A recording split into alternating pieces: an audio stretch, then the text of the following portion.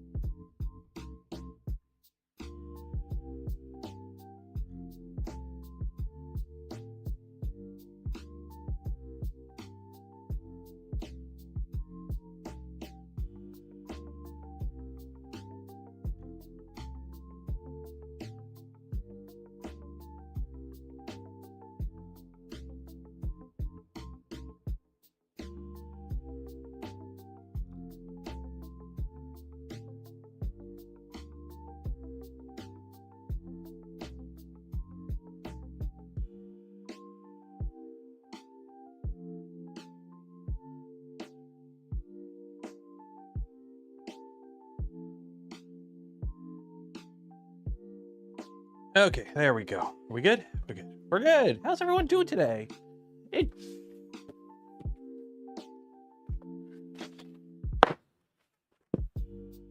It's turtle time. Woo, one second here. Let me turn the heater off. It's actually somewhat nice out here today. How is everyone doing today on this fabulous Tuesday? It's Tuesday, isn't it? It's Tuesday. How's everyone doing today? Hopefully I can get this box open without breaking it. I'm trying not to. Last time I closed it, I didn't like. There we go. We're good. We're good. Remember, kiddies, don't step on your box turtle. Don't set your box turtle on fire. And to protect it from rain. These are very important things for your box turtle. Woo. So what are we doing today? We're building the box turtle. Everyone else has already started building theirs. I figure I'd give some people some time to start their builds before diving into mine, because like everyone and their grandpa is building a box turtle right now. So I figured since my kit showed up a little bit later than everyone else's, I'm like, I'll give them a little bit of time, let them get ahead, and then we'll build ours. So we built ours. Last icon. Oh yeah, you have to uplift your box turtle. You have to uplift the box turtle. Room here. I had a leaky faucet in the kitchen. I had to get the PTFE get all the PTFE tape.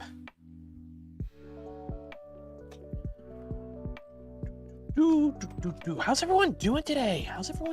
It's Tuesday. I'm actually not doing too bad. I think we got everyone in the family's got like a little bit of a right now. So we'll see how it goes. So some housekeeping to get out of the way before we get started. First things first. Hey, you. Yes, you. Do you want to build a box turtle? Well, you need two things. One, you need the kit, but you also need some filament to print the parts. I got them over there. I got them in a box. You can see the box turtle parts are in the box.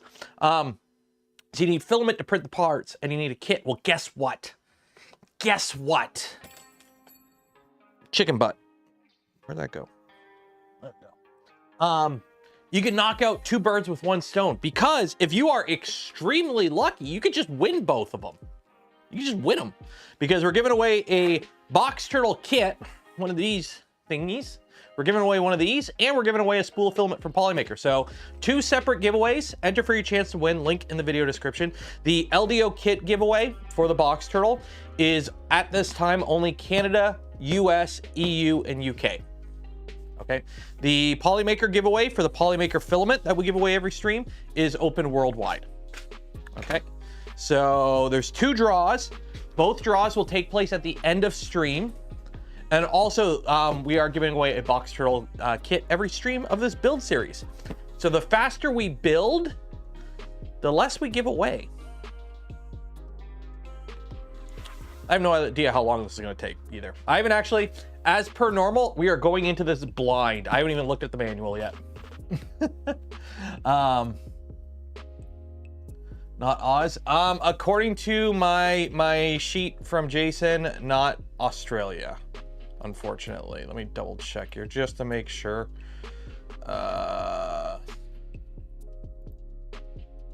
US, Canada, EU, UK. That's it. Unfortunately, it do be what it is. It do be what it is. So there we go. So we've got the parts here. I got all my printed parts here. They were all printed on the Prusa XL. So we got all our parts. So yeah, everything's printed in ABS. I printed everything in a mixture. I believe it's mostly polymaker ABS for the most part for all our parts. No, I don't want to lose any of my parts. 1 second here.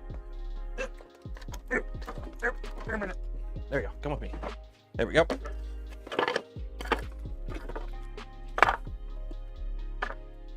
So there we go. So we got all our parts. We got those. And then also before we get started, I'm a little thirsty. I'm gonna have a delicious drink of my gamer subs. Use code Canuck, save 21% right now. Link in the video description. There we go. Okay.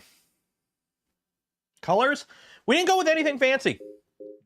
We have blue extrusion frame.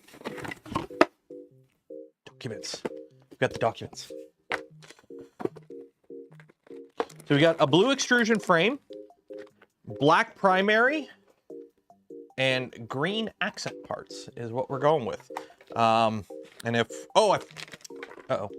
I forgot to print the clear parts. We should probably get that going. Let's get that going. Let's get that going first. We'll do this guy. We'll do this guy. They're PETG. Home, filament, unload, filament. Forgot we got to print the, as soon as I open the box, I'm like, oh, I got to print some accent parts. Do I have clear PETG in an actual spool? I do, but I don't know where it is. I think it's downstairs. Oh, and if you're wondering what the schedule for the stream is this week, today we're doing the box turtle. Friday, we are doing a ProForge. Is it ProForge? I don't know. I have the box over here. Let me check. We are starting the, where did I put the box? There it is. It's a ProForge 300. So Tuesdays going forward are box turtle Tuesdays. Fridays are ProForge 300. It's a tool changer. We're building a tool changer. We're building ProForge 300 on Friday going forward. And then Saturdays will be a mixture of print and chills, but also we're hopefully going to be finishing up this guy because we got a 48 volt power supply here that I got to figure out how to fit in here. Can I just put it on top? Hey, I could just put it on top of the other power supply. But anyways, we're going to get going on this guy back on Saturday night stream. So we got the power supply, 48 volt. So we are ready to move ahead with that guy and start getting this guy back together. So we should be busy for a bit. I thought ProForge was dead. No, as far as I'm aware, they're not. They reached out and they sent me a kit. So, are you unloaded? You are unloaded. Okay. Also, you see the cool fancy thing that Prusa came out with today with the being able to slice from your cell phone or whatever it is. They sent me the email the other day and I saw it before going live on stream. Like, I didn't realize what it was because I saw the email, but it was like I had woken up and saw the email. So you know how when you first check your phone in the morning, you're like, what? Okay, cool. And then I fell back asleep and then I forgot about it. So when I was on the stream, I opened up printables. And if you catch the stream,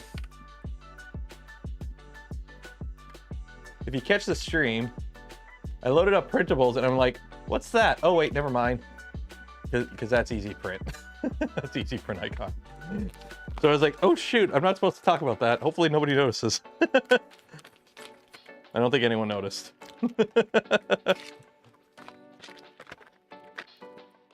Yeah, you can get invites. I mean, I have an invite.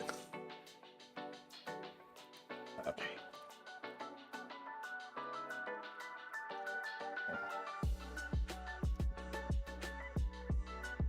Okay, let's see. I'm pretty sure this is PETG.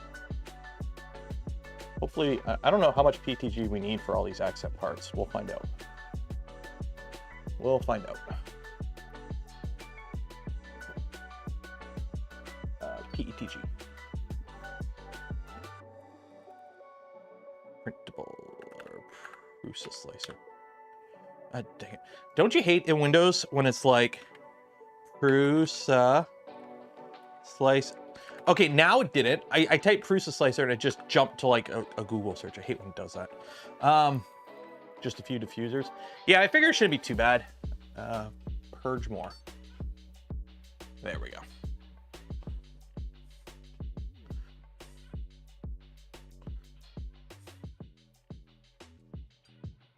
Yes. There we go. Use Easy Print. Well, let me get these printed and we'll do Easy Print on the Prusa Connect just to see, because I'll be honest, I haven't actually looked at it yet. Okay, so we need some clear parts. So, nope. Turtleneck, nope. Idlers, nope. Printed corners, nope. Skirts. Spoilers. Clear, so I need 4 diffusers.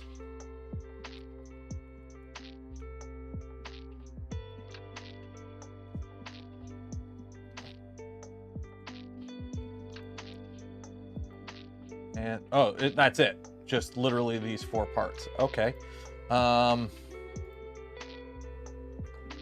Cement PETG, sure, why not? Send to connect. Oh wait, no, this is still set for the, no, we have this on the Mark IV.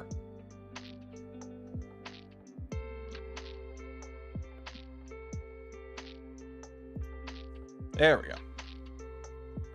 The corners for the LEDs. I didn't see any corner diffusers in.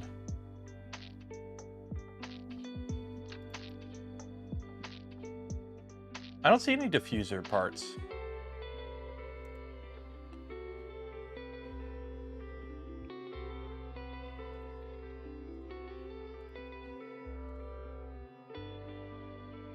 Yeah, oh yeah, we're not in the LDO kit. Yeah, so I don't have to worry about it. Yeah, so it's just this. Yeah. Okay, so we'll just get these going. OG Joe. And ready to go. There we go. I'll be honest, I'm probably not going to bother with LEDs and stuff like this because like I really won't be doing it. Okay, so let's see how easy it is to send a print from Prusa Connect. Or from, actually, I don't even have printables on my phone, so we can't do it.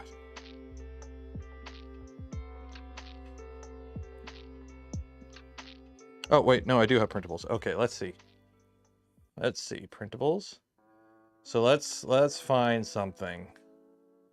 Let's find something. What is a very basic? We're gonna print a bag clip. Okay. Universal bag clip. Okay, so how do I, okay, so if I hit easy print. Okay, so it only, I think it only works because the problem is like the files here are PLA and that machine has ABS in it. So can I, oh wait, no, I can select the model. So let's do easy print. So, okay, universal bag clip. Try not to leak any personal information here doing this on my phone. Continue.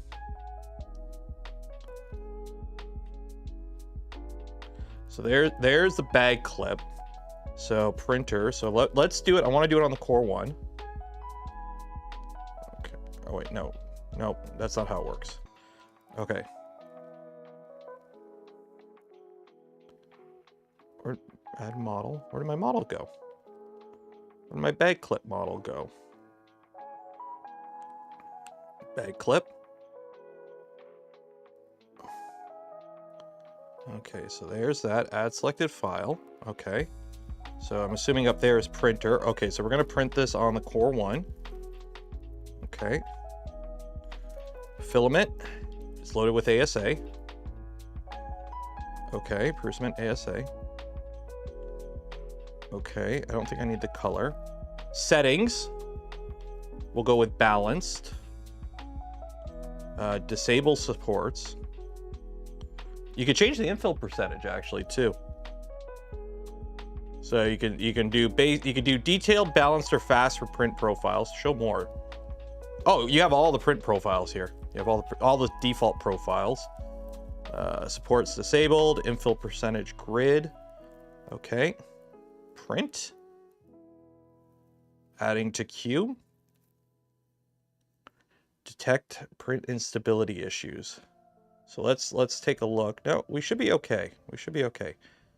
Ignore and continue. Is printer ready for printing? Yes. Start print.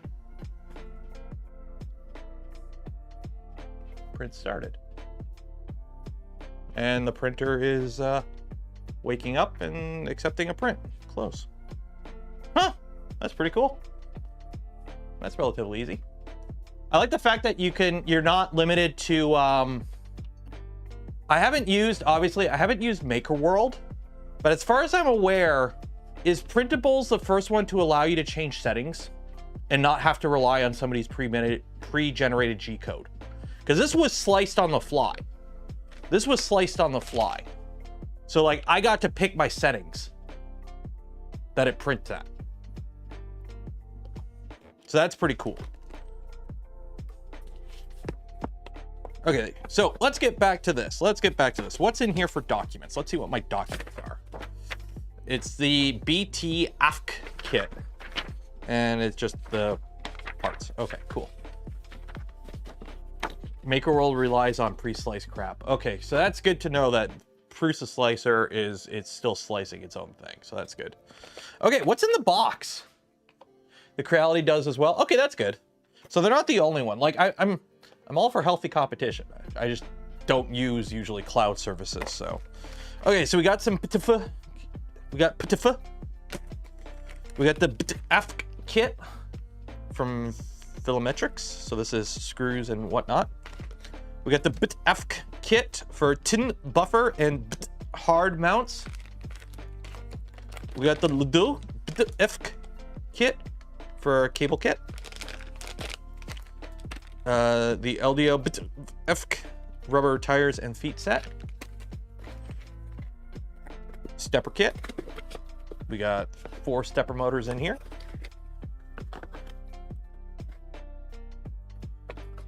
The AFC light board. So we got a custom controller in here. Ooh, wow. I haven't actually looked at this yet.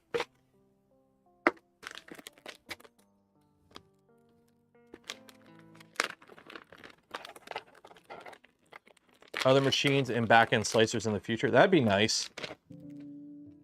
So this looks like, this is a pretty standard setup, it looks like. Although I don't see any drivers, so hopefully the drivers are in another box. Oh, they're right here. So this is a little controller board here specifically for it. Oh, that's a USB-C. Very nice. So we got a dedicated controller board.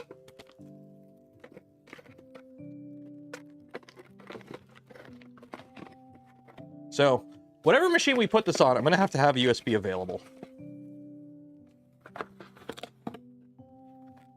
Multicolor zip ties. I know. Well, they have to be multicolor to match the, wow, there's a lot of, oh, the main kit. Okay, so that's the main kit.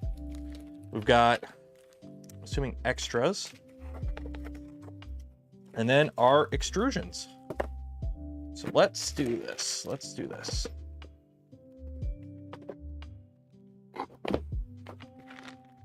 Try not to lose everything here. Let's start with the extrusion. Extra switch parts due to late changes depending on which batch got. Okay. Well, I'm assuming I got a pretty early batch, although I think mine shipped just like mine shipped after everyone else's shipped, unfortunately. but I think I still have an early batch. No LDO keychain? I got it right here. We already opened this box on a stream a little while ago. Just take a peek. I got the little turtle right here. So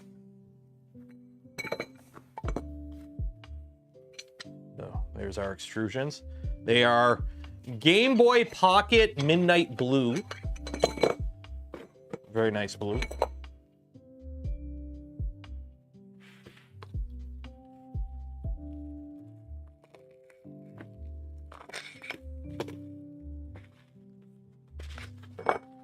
You got a pink one? Ooh.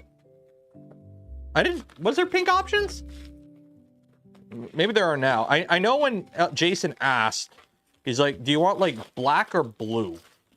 And I'm like, blue. If pink was an option, I would have taken pink. I could have gone for a hot pink one. That would have been cool.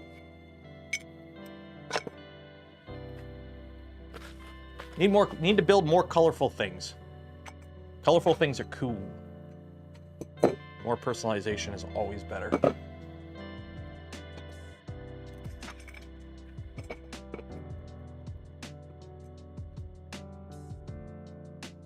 Oh, you got a pink turtle. Oh, I got an orange. My turtle is orange. Why the knife through the extrusion? Yeah, I didn't scratch anything. The trick is you cut it down the slot so you don't see anything.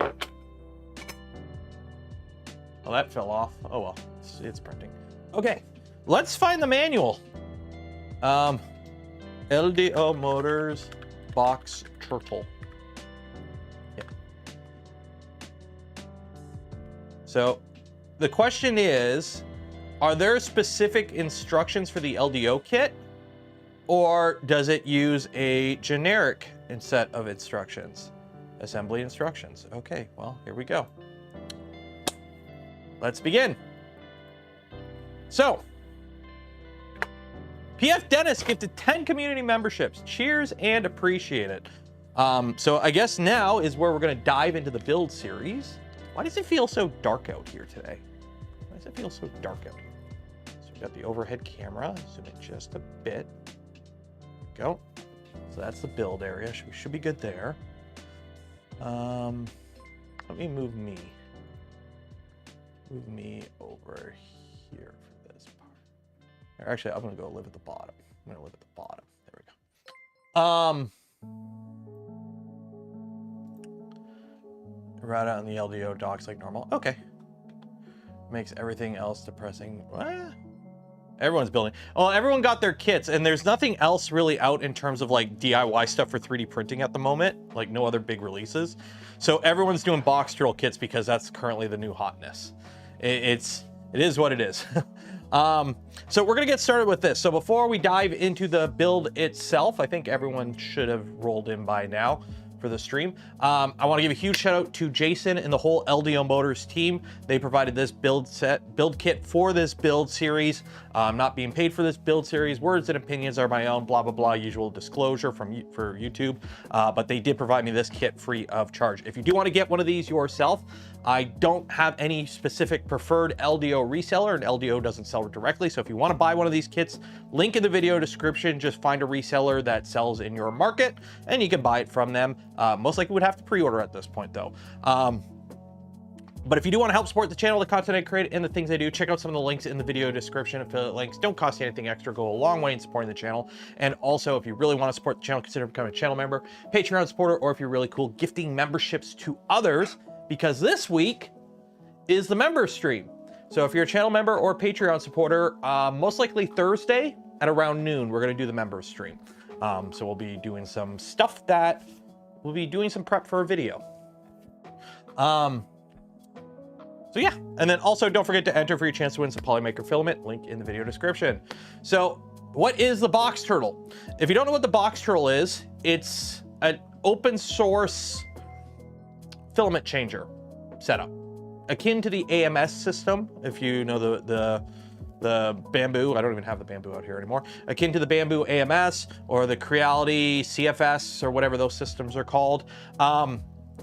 It has some pros versus systems like the Enraged Rabbit carrot feeder where it buffers filament, so it'll automatically rewind filament back up, I believe. Whereas most systems like the Enraged Rabbit carrot feeder, they don't do that. You have to figure out a separate buffer system. So it's a nice little compact package. I do believe it is more compatible than off-the-shelf methods in terms of the fact that you could build this as big as you want. We're building a 4-unit one because that's what the kit is. If you really wanted to, you could build a 2-unit one. You could build an 8-unit one. You could build one designed specifically for larger spools. You can build one specifically for smaller spools. The joys of an open source design is you can modify it and tweak it and build it to suit your needs. That's the advantage of open source. You can make it work for you. So if you don't want a 4-unit one, don't build a 4-unit one. Build whatever one you want. But since it is a kit, they had to pick something to be the standard for the kit, so it's a 4-unit one. So yeah. Andy Miller, $10. Cheers and appreciate. Good luck. It's a fun build. I'll be putting mine online soon. Nice.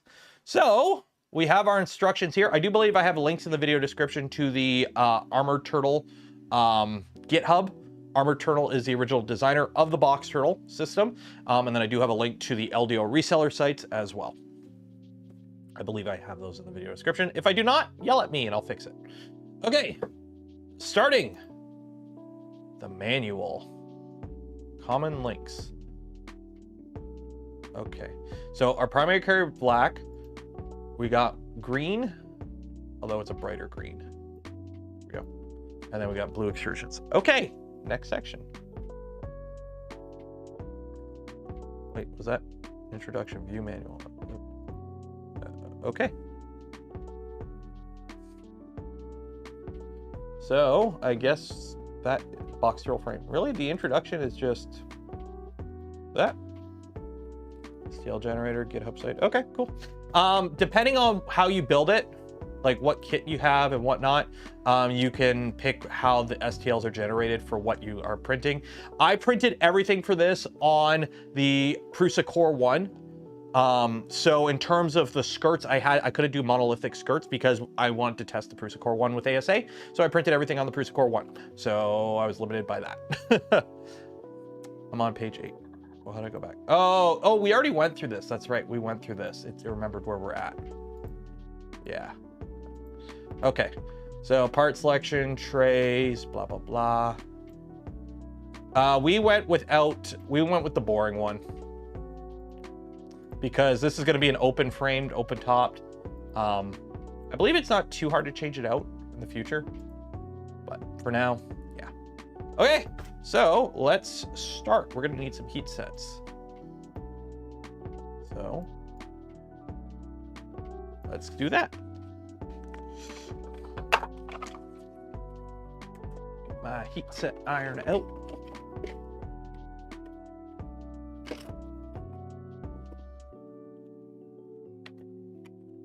In.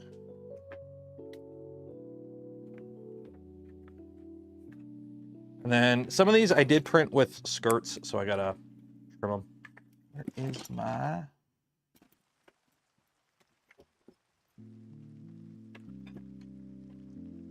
test 1, 2, 3? I can see you, Jose. The giveaway is at the end of stream, which is usually the 3-hour mark. So it'd be 5 p.m. usually for my time zone, 5 p.m. Eastern. You don't have to be present to win, but you do have to be present to enter. I know I have a sizable international audience and my stream times don't line up for a lot of people to be able to watch the whole stream. So my giveaways are, you have to be present to enter, but you don't have to be present to win. I try to find a middle ground to make it as accessible as possible.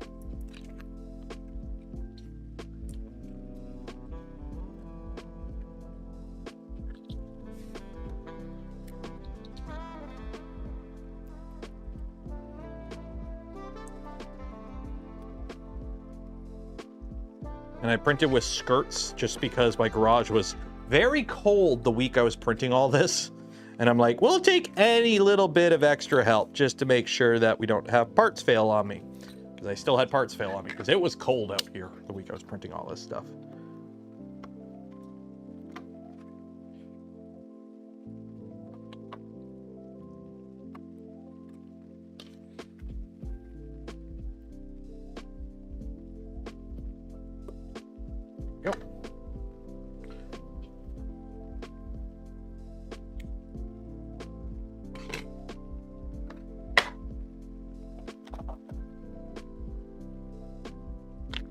You missed the like button. Well, make sure you like the smash button. You don't want to miss the like button.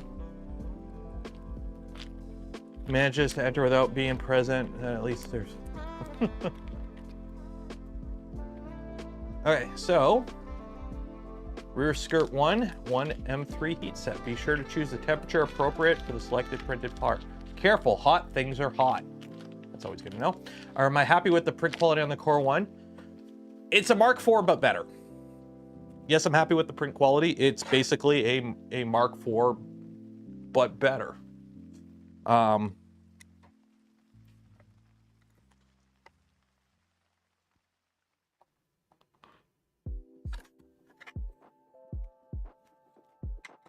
Okay, so that's one heat set. Precursor, please note the multiple orientation of the extruder assemblies can be installed on the other side of the tray. If you are using no hardware trays, you will have enough heat set inserts to populate all 4 mounting holes.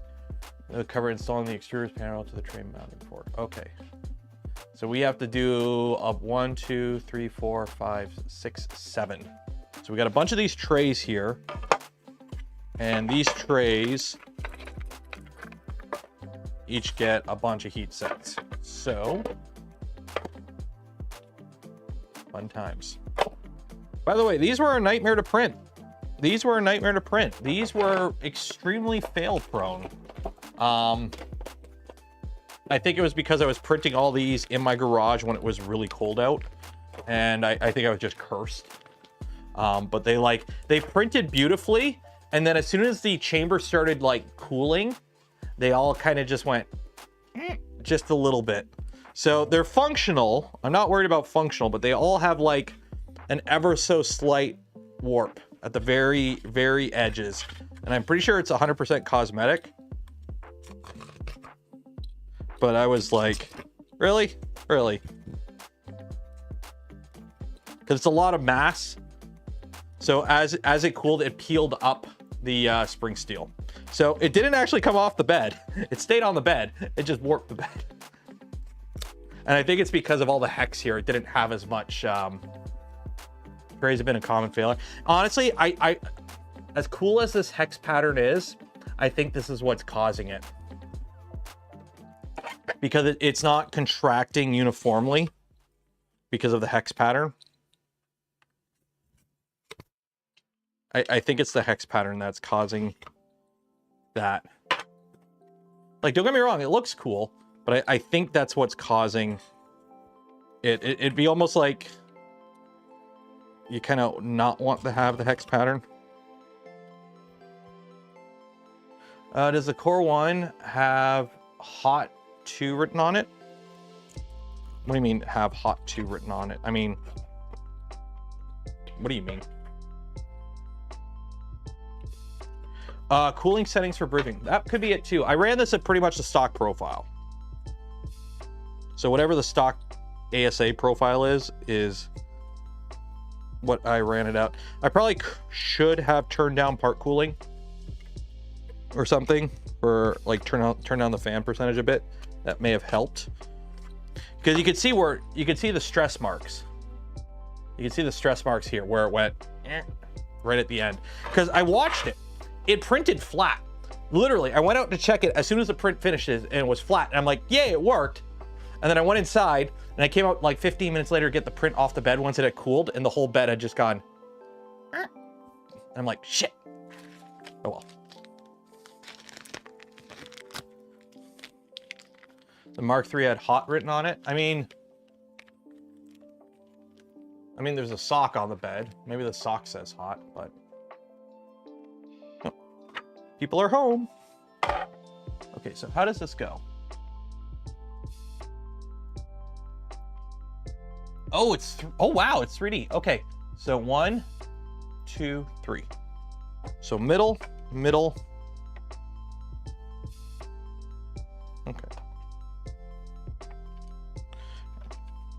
Okay. That guy.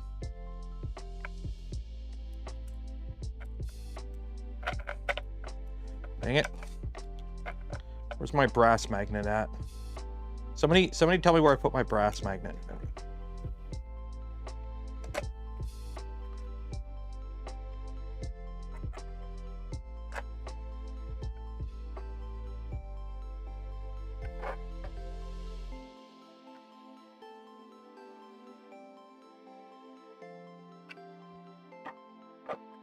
do the bottoms first, and then we'll do the other parts.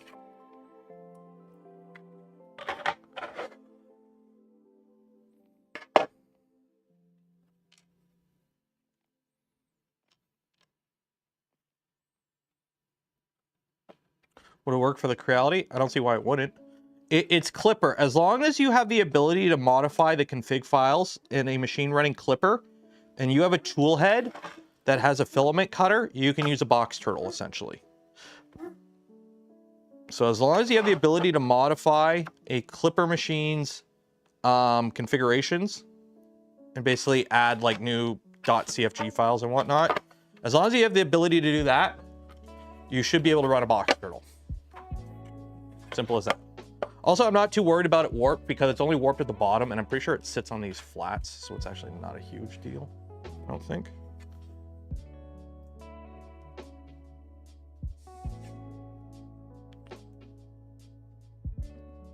Mine don't look like this.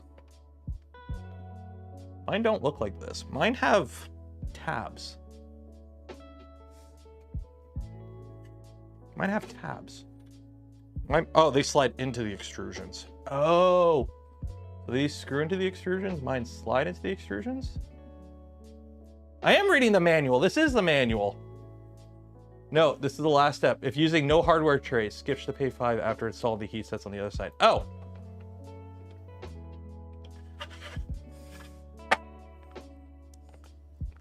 It's engagement bait. That's my excuse. It's engagement bait. It's my excuse. It's engagement bait. Jeff, is the box turtle a multi-filament thingy? It is. It is. You have a bamboo machine, so you're probably familiar with the AMS system. This is an open source version of that, essentially. So this works on pretty much any machine running Clipper that you have the ability to change the config files on. So pretty much any open source machine running Clipper and most closed source or even off the shelf machines running Clipper, you can modify the config files. You can basically just add this to it. And the cool thing is, because it's open source, if you want like a 6-unit one, you can. If you want it to be like 20 units long, you can. It's open source. You just build it however big you want. It's just this kit is 4, which is like the standard. Personally, after using the Prusa ecosystem for a bit for multi-material with both the XL and the MMU3, 5 colors is surprisingly more useful than 4. It isn't, especially when doing like U-forges, 5 color options is surprisingly more like useful than 4. Like it's insane how often 5 is perfect and 4 is like, shoot, I wish I had one more color. Prusa should make the box turtle compatible with the Core 1. I don't see why it wouldn't be. The only thing is firmware. Prusa does have the expansion board. It just would have to be able to communicate. They would just have to be able to communicate. I don't know how they would have to be able to, but I don't see... Somebody who knows more about programming should be able to do it. Because I'm pretty sure you could do some sort of all the processing be done local on this, on its controller board, and it's just like a G-code handoff between the two for filament changes.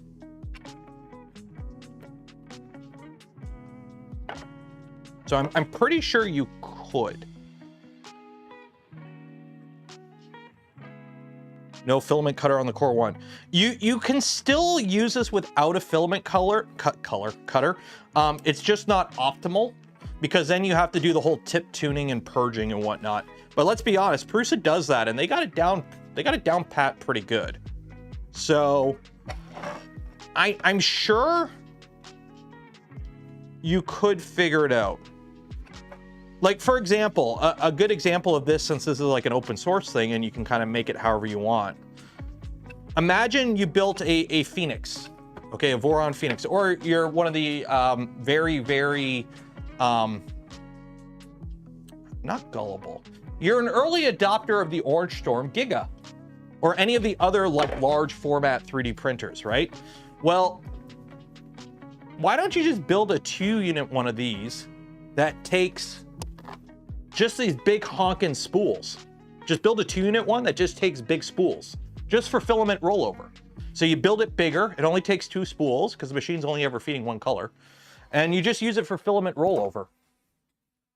That way you never have to worry about running out of filament. That's the advantage of open source designs like this. You can just kind of make it work for whatever your use needs, maybe. So.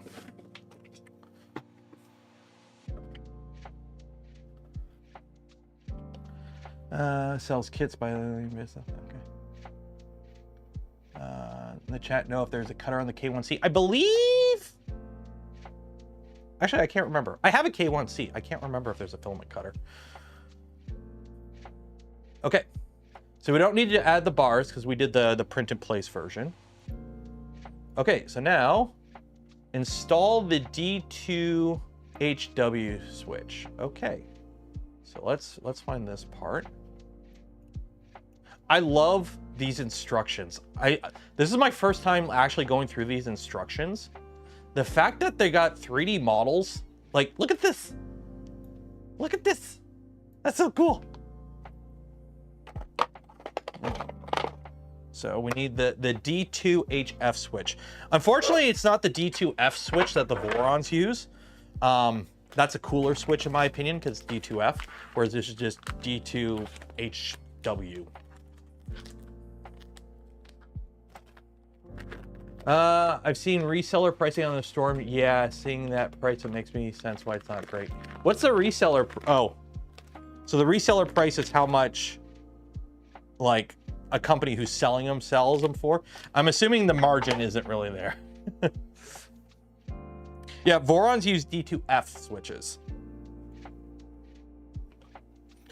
These are D2HW switches. Okay, so which one is it though? Ensure your switch is wired before installation. Refer to the wiring guide. No. Okay, so this is, what component is this? See, it doesn't tell me what this component is because I believe I've got a few different ones here. I've got load 1. Okay, this isn't a D2F switch. This one. Load 2. Load 4. So I've got 5 of these switches. I'm assuming one's going to be the odd one out. Hub. So I'm assuming hub, because this one's probably load 3. Yeah, load 3. So I'm assuming hub is this guy. So we'll go with hub. Let me find a little box to put all these electronics in so I don't lose all the little electronics. I don't want to lose all my little electronics.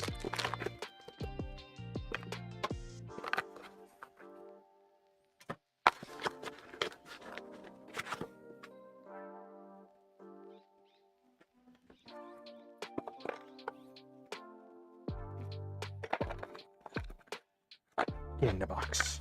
Okay. So we got the hub, the micro switch, a bearing, and a screw.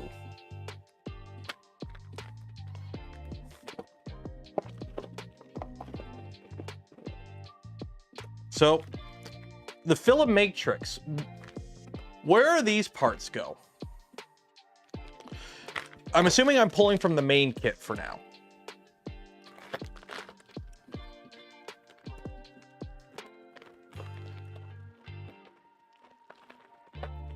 Is the LJX late? So oh, that's another thing. Once we get this built, the printer we're putting this in is this guy over here. This is just a bone stock LDO V2 300. The only change it has is it's got a tool head board on it, and it's got Revo PZ. But other than that, this is fully stock. So we're gonna have to modify this to have a cutter. So we're gonna do that after we build this. So the plan is build this, then we'll do the tool head after. I printed all the tools. I printed all the tools. Okay, so I need a MR63ZZ.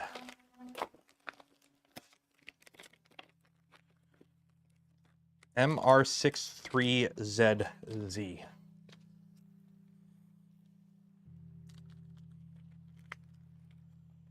Put it this way, the only person I know that's really happy with the Orange Storm Giga is Luke from Luke's Lab, because he makes and sells the kit to make it a good printer. Okay, and then we need an M310.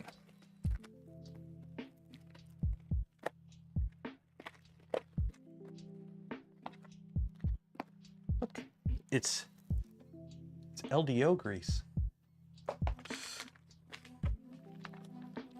Do I think it's better than the Carrot MCU to build? Well, I've never built the Carrot MCU, so I can't really comment on that. 310.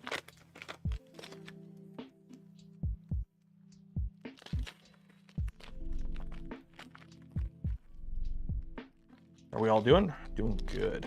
Oh no, my LTT store screwdriver is downstairs. I guess I will have to use a normal Allen key like a Neanderthal. I don't have Alt with me. Alt is in the basement.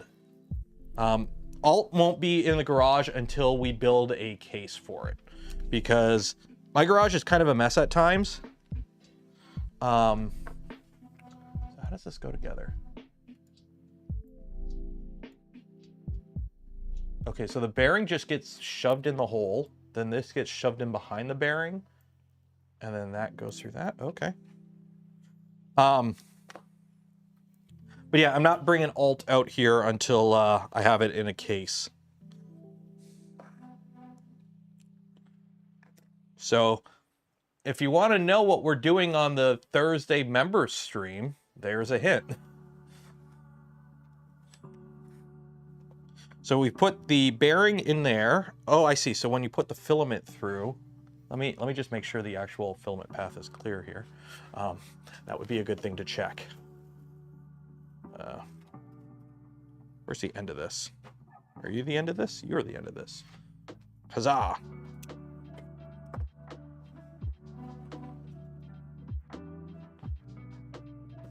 By the way, the print that we started off of whatchamacallit is printing. Okay, yeah. So I'm assuming this is just a filament detector. So just, I don't know if you can see it. It does move. So as the filament goes through the hub, it does that. Okay, so this goes in. Ooh, what time is the giveaway? End of stream, which is usually 3 hours from the start of stream. So 5 p.m. EST is the usual time of giveaways.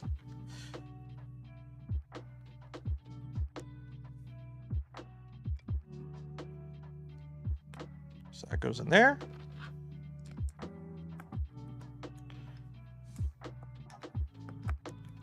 And then we just screw it in. This screw is screwing into plastic. Always be careful screwing screws into plastic. It's very easy to rip out the threads. You don't want to do that. If you rip out the threads, it no longer works. That would be bad. Can you hear it?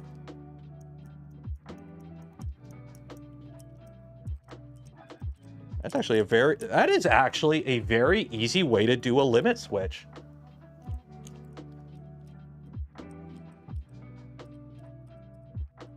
You probably can't hear it because I got noise canceling on. It's clicking. That is actually a very, wow, and there's like no friction on it either. Like, that is a very simple limit switch for filament runout. Anyways, that's cool. Okay, so we've done that.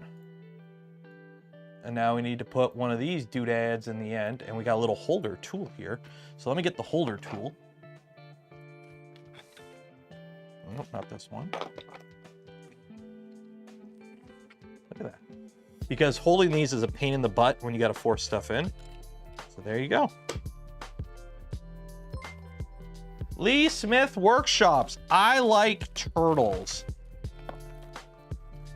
I like turtles too. Turtles are cool. Let's check the film. I've been checking the filament paths. Filament paths are good. I've been checking them. They're good. They're all good. Well, I checked it from the other side. They're all good. It's printed on a Prusa. They're good.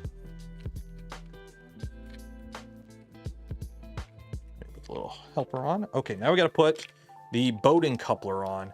I hate these Bowden couplers.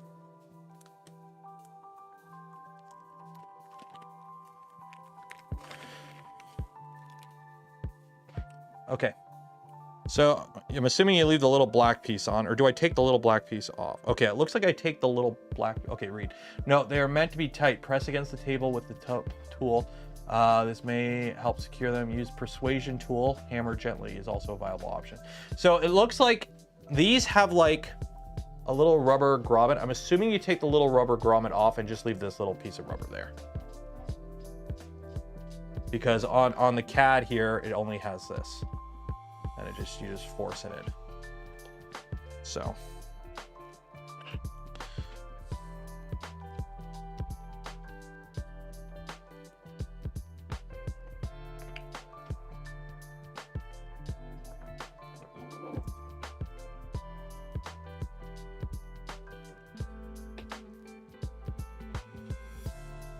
Excuse me while I get out the clamps.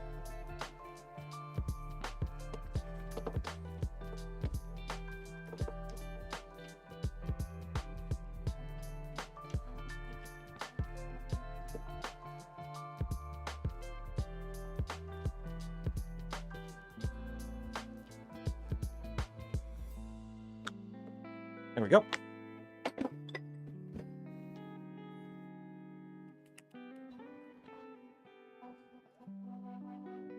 There we go.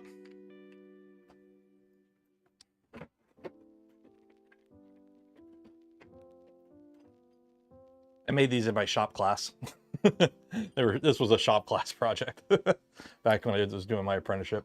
So a handmade clamp. Okay, so that's that. And now we got to put all the other ones in the other sides. Oh, nice. Look, they put little flats on it to make it a little easier too. That's a clever girl. Clever girl. So. Okay, it's step 2. It's labeled step 2. So that just kind of goes like that. And now we got to put 4 more in.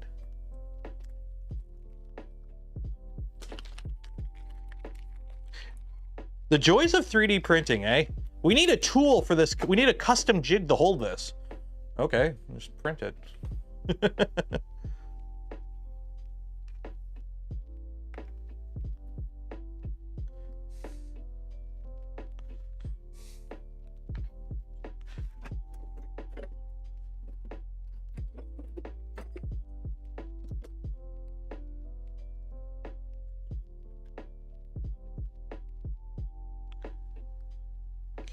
Started.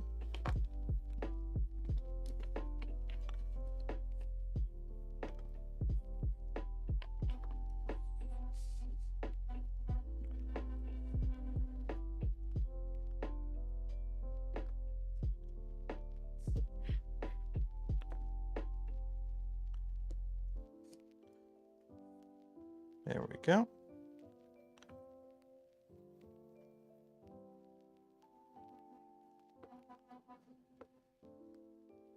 There we go.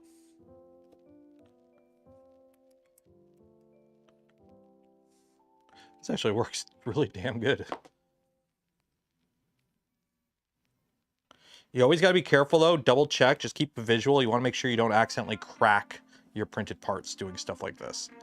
That's like the only thing you kind of have to keep an eye on, is making sure you don't crack your printed parts forcing this stuff together.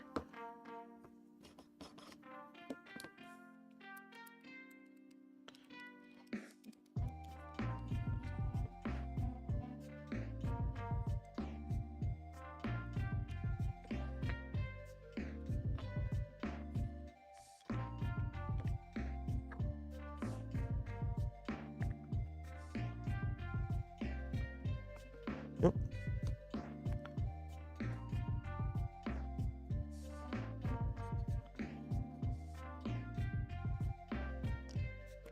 Oh, nope, come on. This one doesn't want to go in. Come on.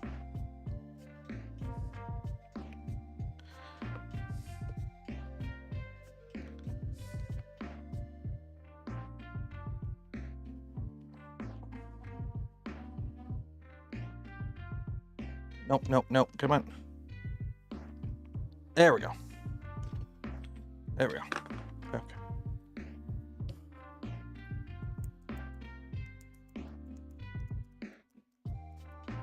What's the name of this clamp? This is the TB33. That's my initials, and that was my number in shop class because I made this. Like, I made this. Like, I made this. It's just I made this in shop class like years ago.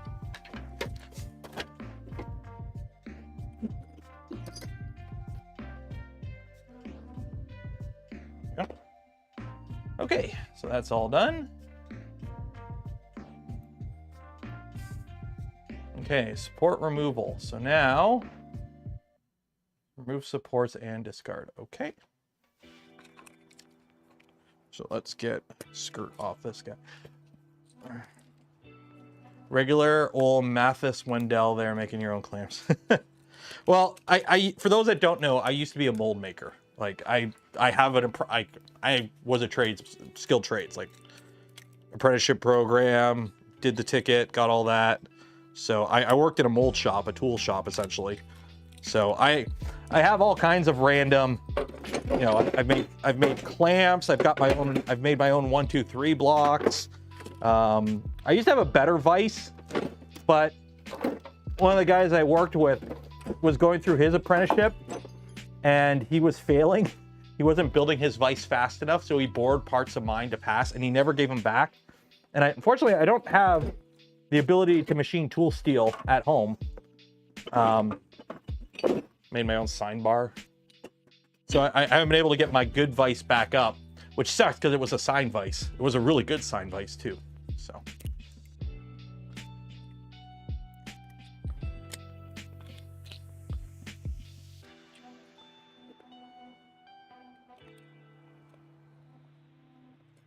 Also, since Jeff's here, Jeff, I totally blame you for all my like diving down rabbit holes into LLMs lately and doing stuff with Raspberry Pis. This is all your fault, by the way. It's all your fault. The fact that I've built an AI co-host for my live streams, it's totally your fault. Okay, so I gotta remove some support pieces. So, there's that one and this one. Okay, so.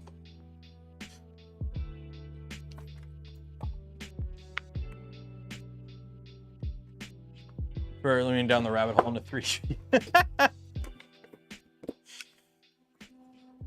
We'll each take one. How's that? LTT storage screwdriver to the rescue. There we go. Knock that support piece out. And then there's another one in here. Do I have a little pry bar or something?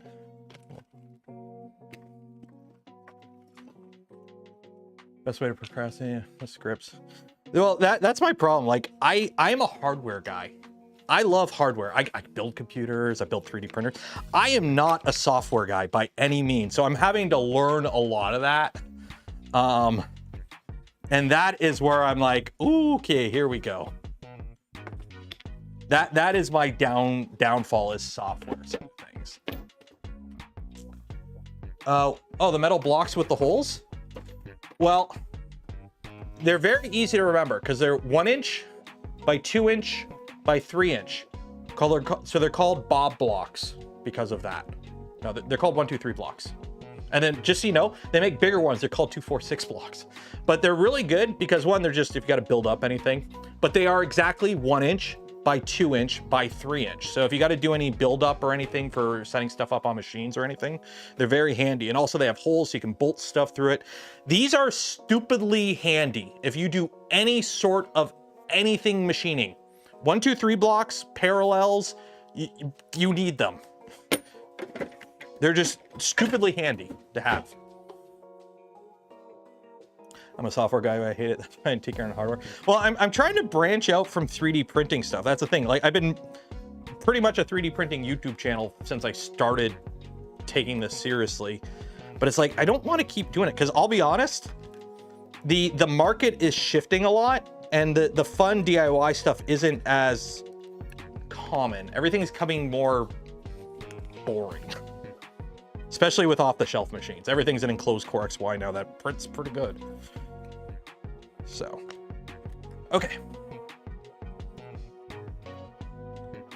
So now we got to put a fan in. Oh, okay. We're installing fans already. That goes like that. So let's get that fan and M316 button head. Saw the fan earlier. Here it is. You just need to rebuild your space. Dude, this is my garage. I have half of my garage because I can't use the other half of my garage because I need it to put my lawnmower. This is it.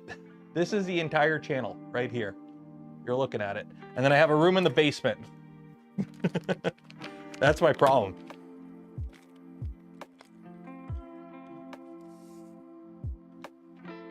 I wish I had a shop. I wish I had a shop. Okay, so it looks like the fan is face down here. Okay, so fan face down. Just like that. And I need M316s.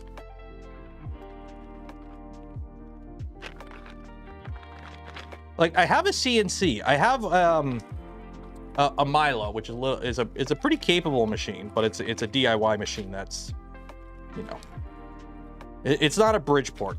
That's one of the downsides of when I quit my job at the tool shop and went full-time YouTube. That's one of the things I miss is the ability to go in on like a Sunday and do government work on the machines. Because believe me, being able to go into work and just build stuff on a seat or just like use a Bridgeport or a full lathe is very nice. Lawnmower is leaning against my garage wall and mirror and only set in the garage. Well, I'm hoping this year I can put a shed in the backyard so I can move a lot of the stuff that's on the other side of this wall, which is a shelf that I use to divide my garage in half. So I can move that into the shed. And then that way I can turn the other side of my garage more into a workshop area. Because I have a laser, I've got a CNC, and I haven't really been using them because I can't set them up. Like I don't have them set up, which kind of sucks. So, and the problem is like, there's really nowhere for me to go. Like, unfortunately, renting something or whatever isn't really viable for me. For two reasons. One, location. I live in the burbs. There ain't anything near me to like rent. Like there's no industrial park near me or anything. And I'm not driving 30 minutes to work as a YouTuber. I'm not doing that. Especially considering what the type of stuff I do requires like me being there, not often, but a lot. Like go out to the garage to check on something. Okay, go back inside, that kind of stuff.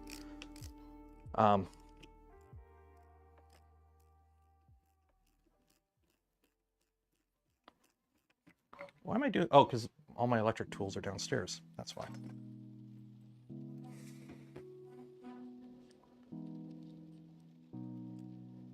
Trying to start double decking. Well, I do have to go up into the attic to add some more insulation. Like today isn't too bad. The snow's actually melting. But when it was like, when we had that cold snap there, it was like freezing out here, even with the heaters going. So.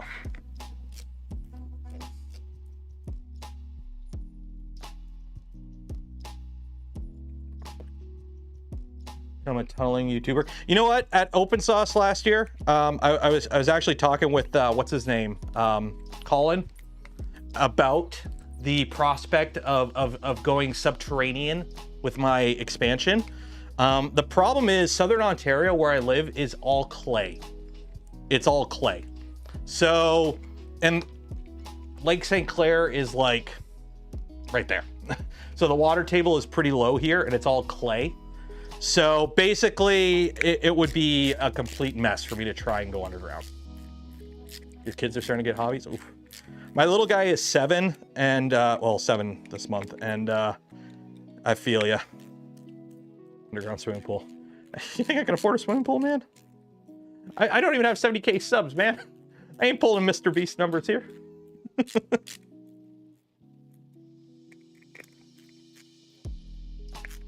You're going to Open Sauce this year, right, Jeff? You got an invite, right? That was awesome last year. You know, I kind of had to sneak in. Just dig a whole free pool. Health and safety might have a word with that, I think. And my neighbor already has a pool, so I just use his. He'll be at Sauce. Nice. I don't know, unless I get like an invite or a company sponsors me, I don't think I'll be able to make it this year. Last year was like a last minute thing, and I had to sneak in. I didn't get the fancy visitor badge, so I had to like walk in with people all the time. Okay, so what are these? Support removal, corner printed parts. Okay. One. So apparently these parts are kind of a bitch, in my understanding. Somebody has warned me that these parts are kind of a bitch.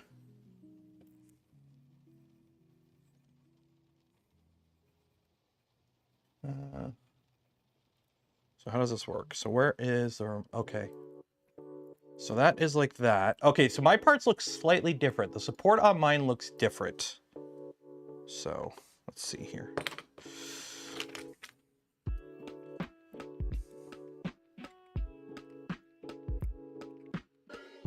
Like, is it these supports suck or the new ones suck? I have no clear criteria for, I'm guessing there's some amount of it's who you know, seen as some obscure content have like 50 sequels.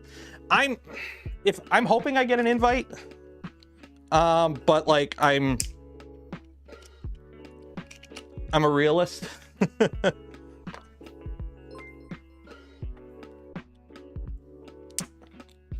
It really sucks for me because I live in Canada, right? It's a long travel. It's international travel for me. And SF is not cheap. Colin, get to $5. Cheers and appreciate it. Sauce fun. Thank you. It's a bit more than $5, but thank you. I will put it towards probably Rocky Mountain, if anything. I just used a screwdriver and they popped right out. Make sure you're, you might be over extruding. It might be over extruding. A lot of times with built-in support, if you're over extruding, they tend to bite. Ooh. Hot.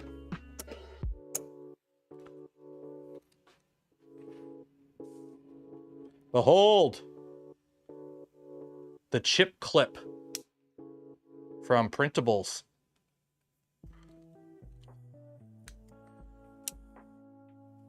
Yeah, we can't get. I really wish there was more Canadian. I mean, to be fair, Hacksmith is like 2 hours north of me. Like I know Hacksmith is 2 hours north of me. I know that. Chuck Hellebuck is 40 minutes from me, but he's on the other side of the border. And I do remember there is a Twitch streamer. There is a very popular Twitch streamer that actually lives near me. I have no idea who it is. I believe they're a Call of Duty streamer. I just know I see him around in their McLaren. But I don't know exactly who it is. Adding a home lab section. I know, I was really hoping to go to RTX or LTX last year, but they canceled it, which makes sense. I mean, I did have the chance to actually go to LMG last year. That was really cool.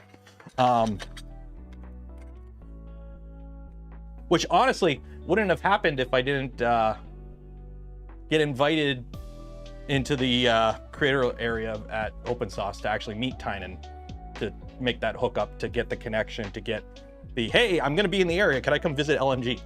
So it's funny how that works.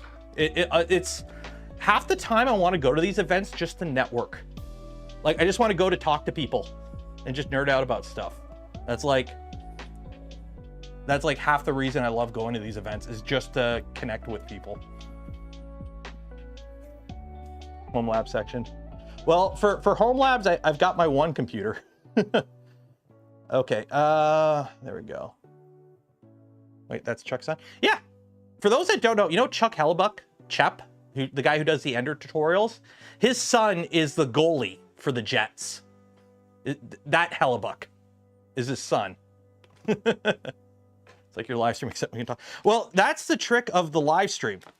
I view myself primarily as a live streamer, and I run my live streams like literally when I started go back and watch some of my first live streams. They're horrible.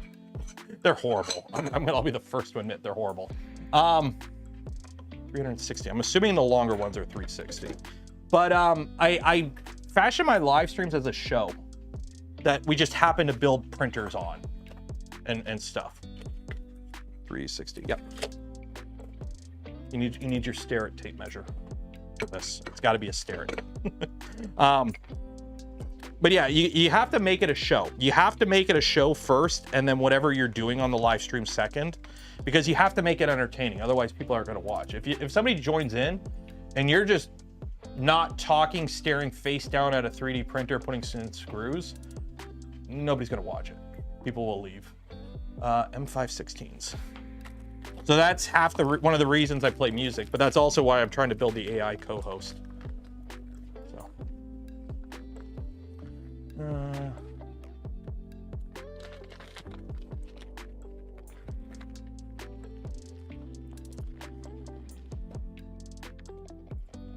Because like literally when I started doing all this, I sat down and like binge watched a ton of like, this is how to be a popular streamer on Twitch type videos. And I just took away a lot of that and just tried to figure out how to make it work with a more DIY type thing instead of like sitting in front of a computer. Thread 2 M316s or M516 through the printed corners into the 360 extrusions. As stated in the instruction, blue arrows signify that you do not want to fully tighten these screws yet. Okay. And just be careful, because it looks like these parts are not symmetrical. There is difference to these parts. Okay, so and you don't tighten these all the way. So the ends of these screws are tapped, or the end of the extrusions are tapped.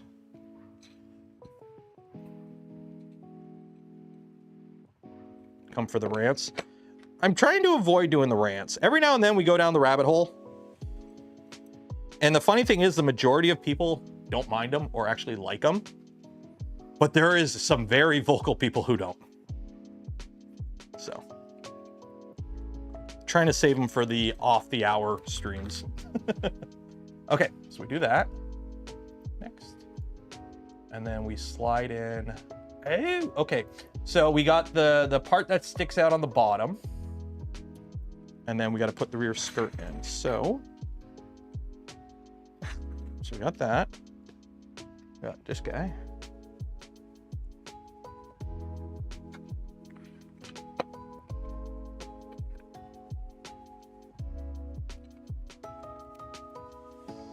Okay. And then we got that rear skirt. Now, I printed this in multiple parts, I believe.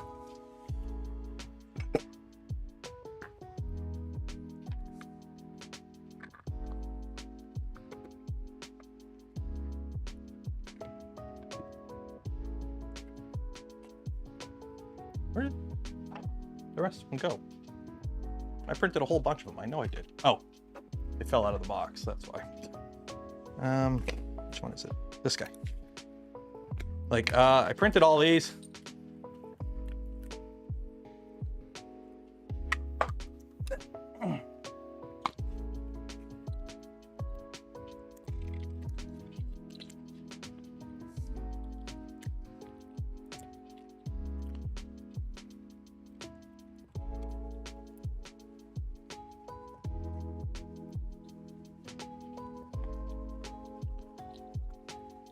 The louder I am, the more right I am.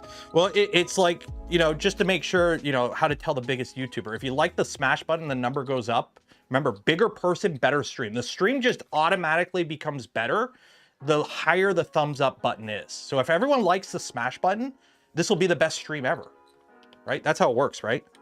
Bigger number, better person. Except for Jimmy. I'm sorry, Mr. Beast, your show sucked. I tried watching it. It was boring. Yep, your games suck. Those were like the most boring. If somebody came up to you and said, we're going to give you 100 million to make a game show, but every game you come up with has to suck, he would probably win. Okay, so we're going to have a game where people just leave. And then we'll have another game where other people just quit. And then we'll have another game where you don't quit. But if somebody else quits, we send you home. Where's the entertainment in that? You're just messing with people psychologically. That's not a game show. That's just messing with people psychologically.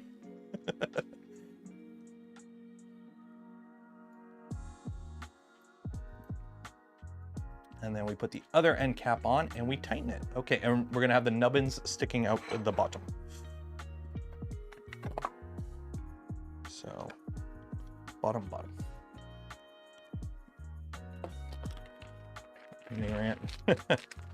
I will say, I can't remember who it was. I don't remember who it was exactly. It was somebody who works for the Mr. Beast crew. At Open Sauce last year, I did talk with somebody who worked for the Mr. Beast crew, and I was really hoping it would be like one of those like pick your brain and learn some stuff kind of thing. Like it was like, oh shoot, you're okay. Let's hang out in the conversation and see if I can learn something here, right? Because it's, oh my god, it's Mr. Beast or somebody who's part of the team, and it was a bit disheartening.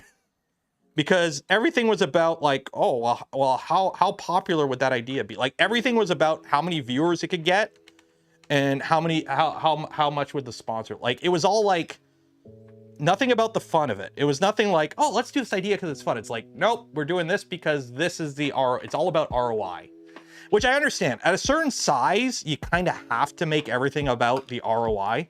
And hell, even at my size, I have to, you know, do a risk reward assessment every time I plan on doing something on the channel, right? Like, oh, I want to build this on the channel. Well, if I got to buy it, will it be worth it to buy it? Will the streams make enough money to cover the cost, kind of thing? But it just like, when everything has to be about that, it's like, well, where's the fun in that? Whistling Diesel? At least Whistling Diesel just don't care anymore.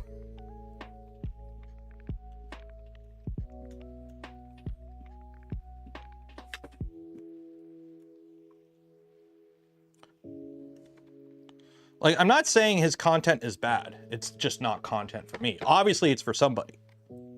Like, I'm not saying he's a bad YouTuber at all. No, he's not. He is the best. There's a difference between somebody making content you don't like and somebody making popular content. But it's just like, after that, I was like, oh, I guess that makes sense.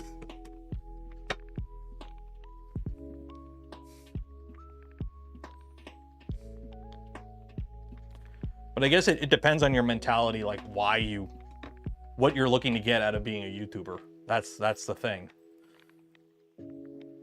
What you're looking to get out of being a YouTuber. Okay, so now we attach the hub with a M310. So this goes in.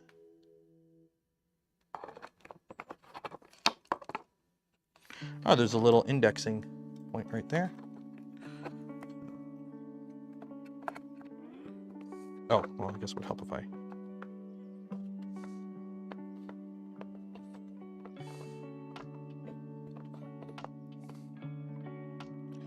M310s. It's funny, I used to watch Mr. Beast like back in the early days. Like during the early days of Mr. Beast, I watched it. But that was like back when it was just a couple of guys. I will argue to the end of time, the best kind of YouTube channel is just a couple of friends doing dumb stuff for fun. I will argue to the end of time, the best type of YouTube channel to like just consistently be okay is just a couple of friends doing dumb stuff for fun. If you could work out that metric where you're just you and your buddies doing dumb stuff for fun, that's where it's at. That's where it's at. Like one of the newer channels I started following was ODS. Original Duck Studios or something like that. It's just two buddies doing dumb random stuff on their property. Are they making the world a better place? Hell no. Are they solving world hunger? Hell no. Are they entertaining? Yes. And that's all it's supposed to be. Matt's off-road, yeah. Okay, and now I'm assuming this is the front. Two of these. I like the first series of Jackass. Yeah, I mean, let's be honest. Even like post-famous Jackass has been surprisingly... Like, I watched the newest Jackass movie a little while ago, and it was still entertaining. You could tell they're just having fun. Yeah, Cletus, like there's a bunch of channels like that. You have to find your niche. That's my biggest thing when it comes to if you want to be successful on a platform. Don't try and do what everyone else does. Like, it's like when you see people like, I'm gonna be a famous streamer, what do you do? Well, I play Call of Duty. It's like, okay, you're nothing special then. There's a million people who go live on Twitch trying to play Call of Duty or Apex Legends or like Valorant or whatever. It's like, unless you are the best, like, unless you are one of the best players in the world, just being a person who plays a game isn't gonna make it. You have to find something else. You have to be like really funny. You have to have some sort of thing. You can't just be generic person playing video game number 47 on Twitch. It'll never work. All right, so now we gotta put these in. I'm kind of concerned that I have one extra one here. Unless that's a side that I forgot to print or something. Did I drop a bunch or something? Or did I forget to print a bunch? Oh, figure it out in a minute.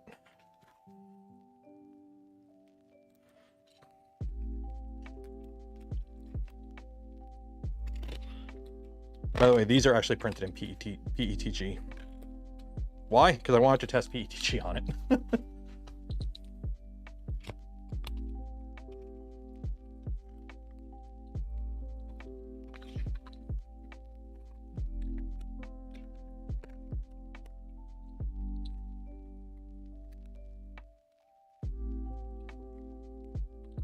You're crushing my dreams. I mean, I stream games on Twitch. We're going to be doing some game streaming tomorrow, hopefully, if my schedule works. But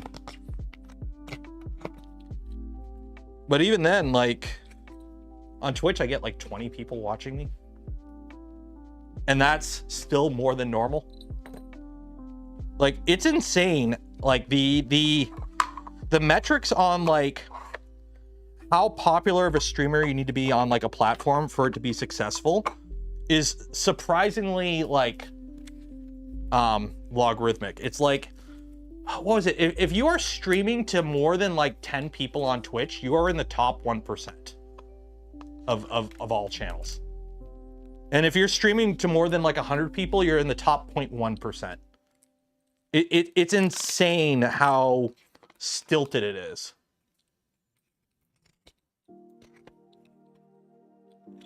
Like, what was it? Was it 2022? I think it was the first full year of COVID, or the second year of COVID.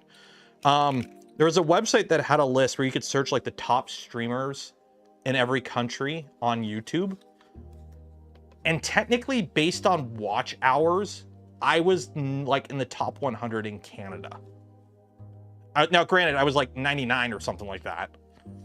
But still, based on just watch hours of YouTube streaming, I was in the top 100 in Canada. I wish I knew what site that was. It was like some random like clickbait site. So I don't even know if the data was accurate, but I'm like, damn.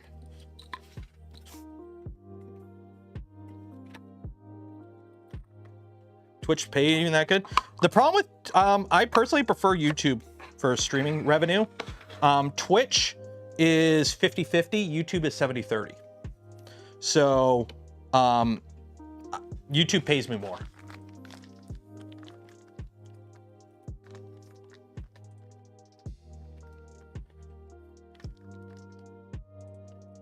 And Zombie Hedgehog got partners so easy they dwarf those numbers. Yeah. I mean, I got not partnered because I don't stream enough to qualify for partner on Twitch, but I got affiliate on Twitch after like a month.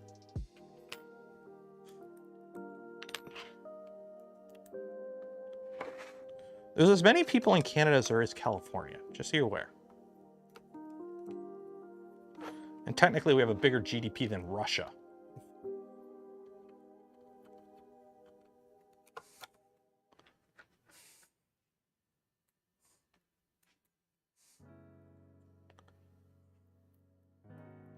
Need it, make it from... There's a surprising amount of YouTubers from Canada.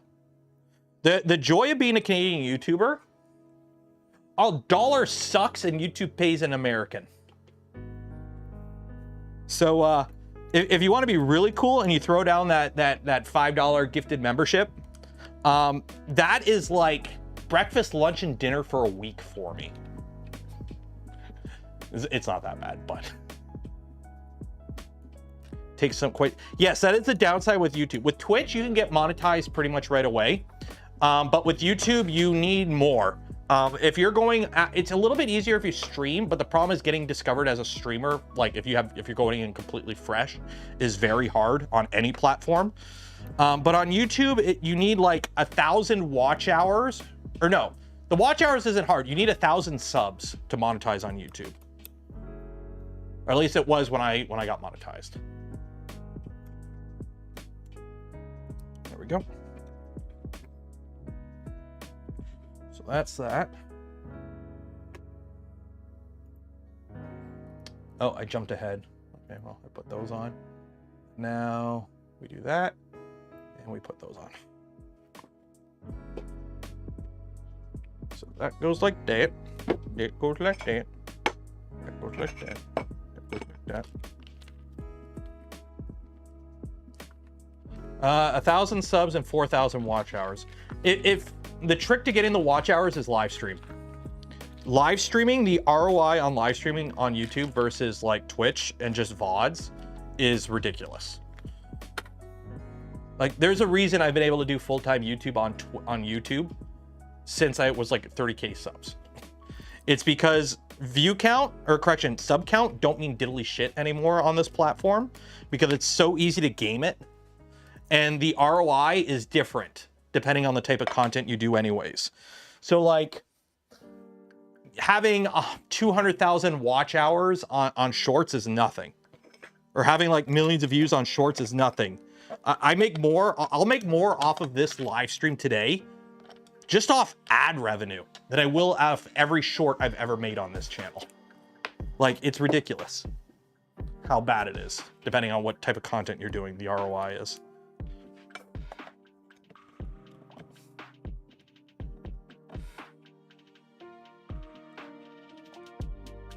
Like, I do shorts occasionally, but they're not like a main thing I like doing. But I do them because they are handy to do some stuff really quick, like just like little quick updates I find. So I will use them occasionally, but I don't like make it a point to try and make it my main content.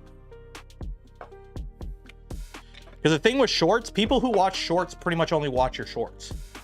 Very, very rarely you have somebody that consumes both your long form and your short form content, I've noticed. So while shorts are kind of fun to do, when you get like subscribers through your shorts, they very rarely will turn into subscribers that will watch your live streams, for example. And considering that's where that's how I make my living. I think my most profitable short has made me like $20. And it's got like the most views out of every short I've ever made. It's like 20 bucks. Going to bed? Well, going to bed, it's 3:30 in the afternoon.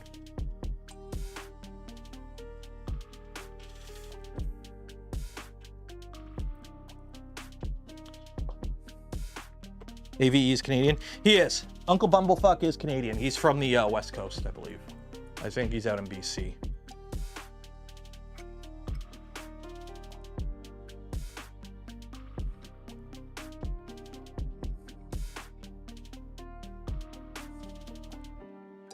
Okay, so that's that.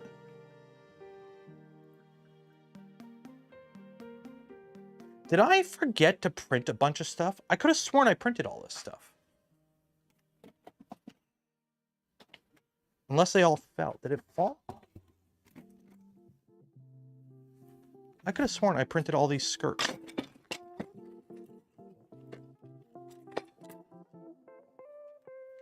I think I forgot to print a bunch of the skirts. I'm gonna have to print skirts. Great.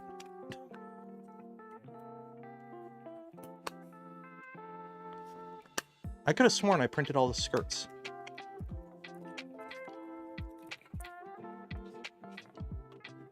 I'm checking my print files to double check. Fan grill, skirt, plain. Huh.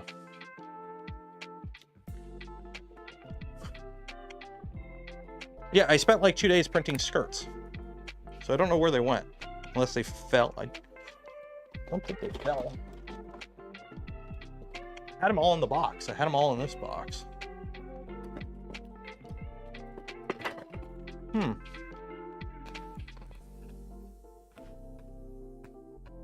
Maybe I did forget to print some skirts. Oh well. We'll just skip them and then we'll come back to them.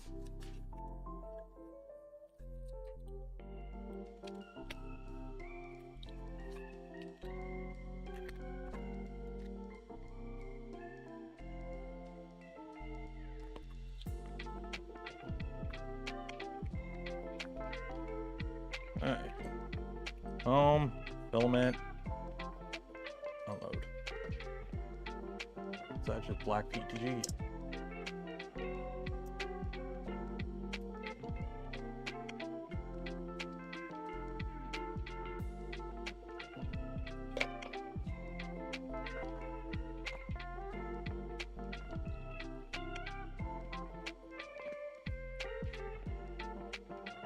Go.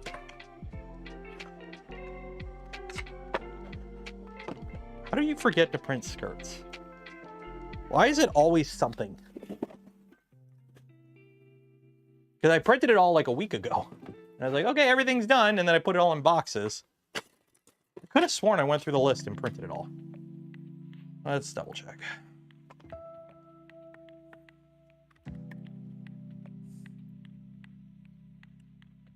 Base build. Skirts, side skirt 4. Yeah, I could have sworn I printed 4 of these. Because I loaded them all up. Well, actually, I only need 3. Because I loaded them all up. For multiple beds, and then I printed all the beds. Unless I screwed up one of 3, 2 of 3, and I forgot 3 of 3. That might have been it. No, it's not them. That might have been it. That might have been it, actually. I might have done like one of...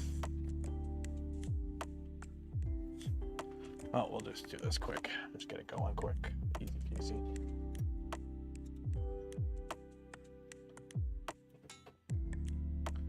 Are you PL or ABS? You should be PETG. Are you PETG? You should be.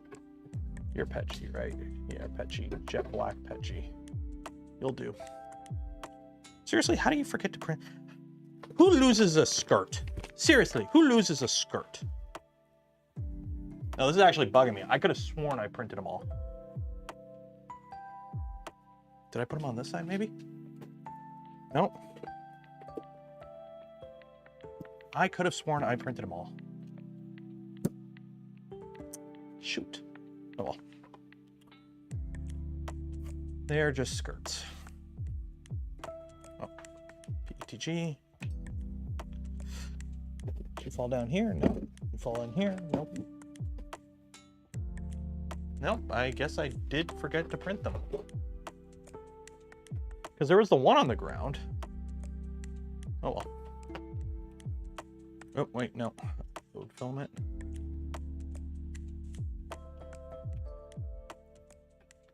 Load filament, come on.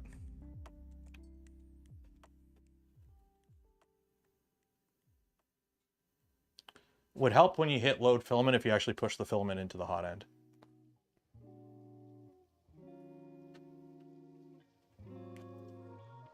Come on. Come on. Purge more. There we go. Turn. There we go. Okay.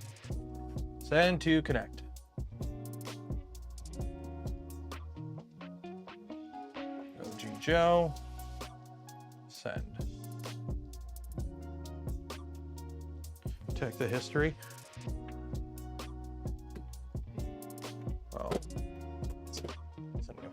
I mean, I don't see them. So obviously if either I printed them and I lost them or I just didn't print them. I think I just didn't print them. Oh, well.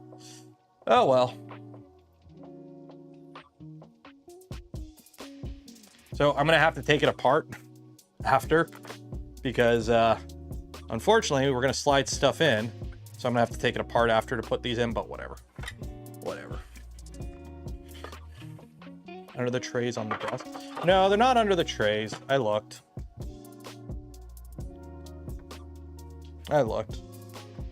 It's just odd that I have one side skirt. Because I remember the plates being like 2 full plates and a plate with like 2 parts on it. I remember because I loaded all the skirts at once and I sliced them all at once.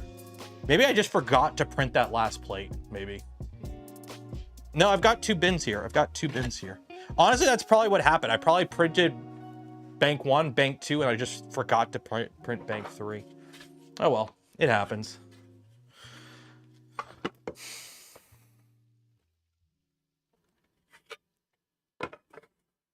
So that just kind of goes like that, I guess. I don't know why it's what the red arrow means. I think it just means you're pushing it in. Okay. So you just kind of...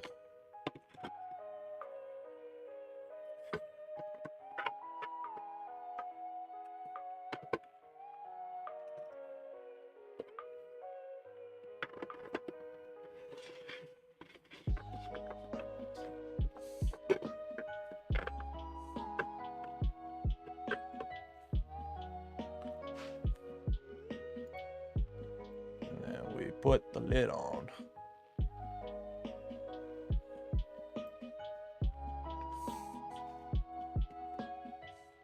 Oh, wait.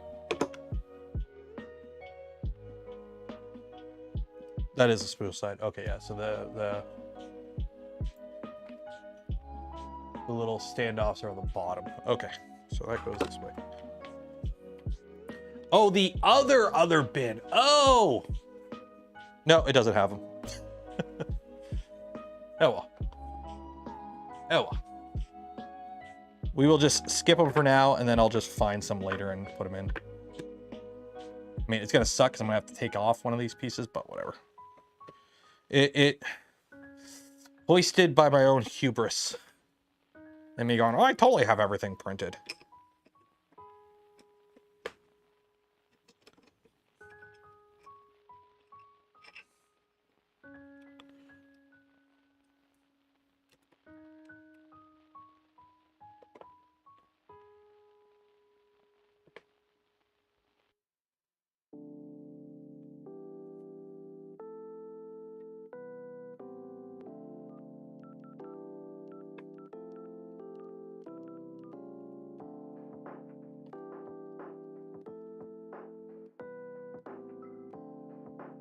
Oh, these are, yeah, the skirts are PETG. I printed them in PETG because I ran out of black ABS. Plus, I wanted to try PETG on the Mark IV, or the Core 1. You know, I know I'm printing these ones on the Mark IV now.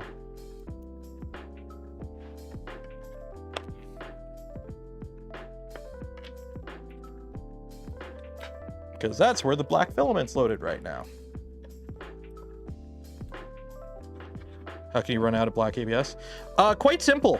All my black ABS is mostly like these big honkin' spools from Polymaker. And the Core 1 can't eat those. And I didn't feel like figuring out a something to hold the spool, so I was using the 1 kilogram spool on the side, and I ran out. So I just used PETG. Plus they're skirts. Right? They're just skirts. So I was like, whatever. YouTube Premium can play at 4x speed. I don't want to know how I sound at 4x speed. I must sound like the Micro Machines man.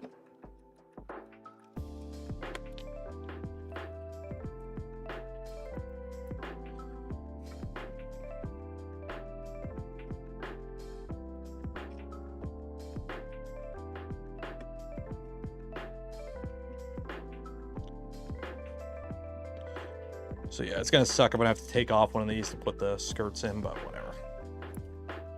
I will do that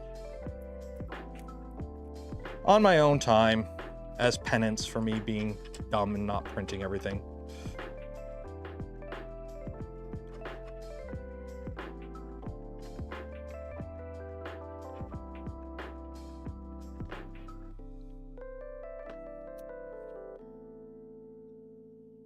There we go. Behold. Ooh, nice and... Oh, I'm liking these colors. So, I'm liking that. I'm liking that. So just to double check, the holes are on the opposite side of the green. The green is there on the bottom, and the holes are on the opposite side. Okay, we're good there. We are good there.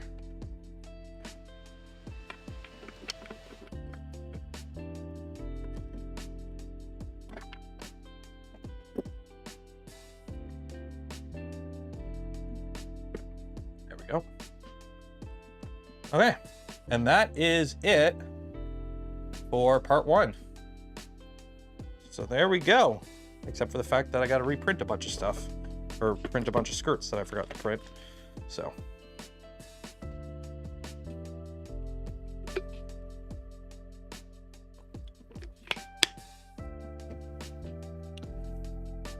No, that was the purple ABS on this guy.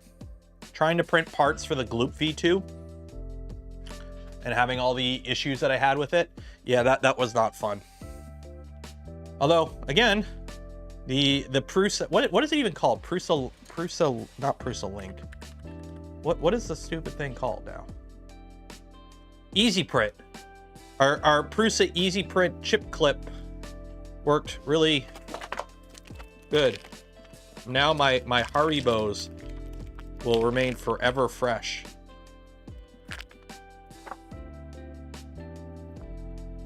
Okay. So that is that. I don't know what this is.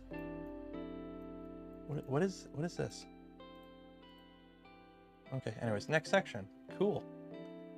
So now we need 4 extruders in total to assemble our box turtle. You can build one at a time or all 4 at once. Just make sure you have all 4 before moving on. Okie dokie. Wow, that's a nice little extruder, eh? Heat set time. Heat sets, everyone. Now we get to put in a million heat sets, probably. Heat sets, everyone!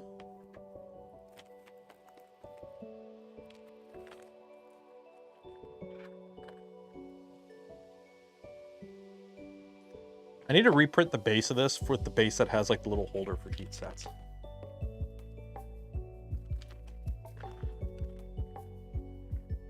Yeah, we're gonna have to redo this. I got the skirts printing, the parts that I forgot. 1, 2, 3, 4, 5, 6, 7. Wait, did I print more of these than I needed? Okay, I think I screwed up and printed 5. I don't think we need 5. Yeah, I don't think we need 5 extruders. I think we only need 4 extruders. So somehow, I didn't print enough skirts, but I printed an extra extruder. Okay. So it looks like, is it just the one that gets heat sets? Yeah. Okay, so we got 1 heat set there in all of these.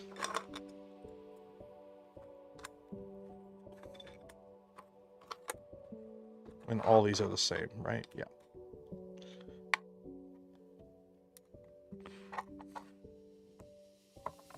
Hopefully this time we can go through all our heat setting without me burning myself.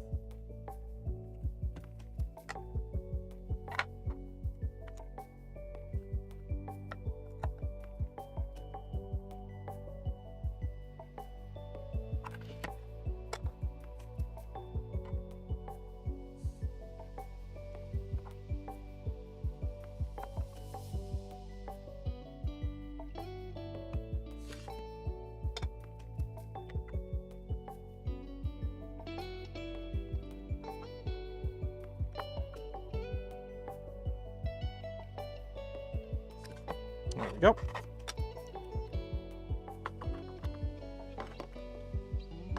Then these ones, you get 1, 2, 3, and then so 3 on the top and 2 on the side. 1, 2, 3.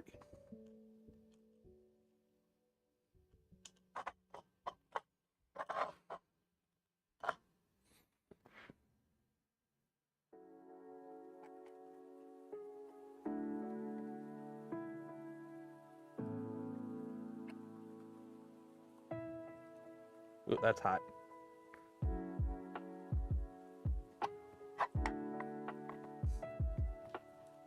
Oh. Ooh. Is that a deeper one? I think one of these goes deeper. Yeah, that one goes deeper. That's what she said. Ha ha. Ha ha.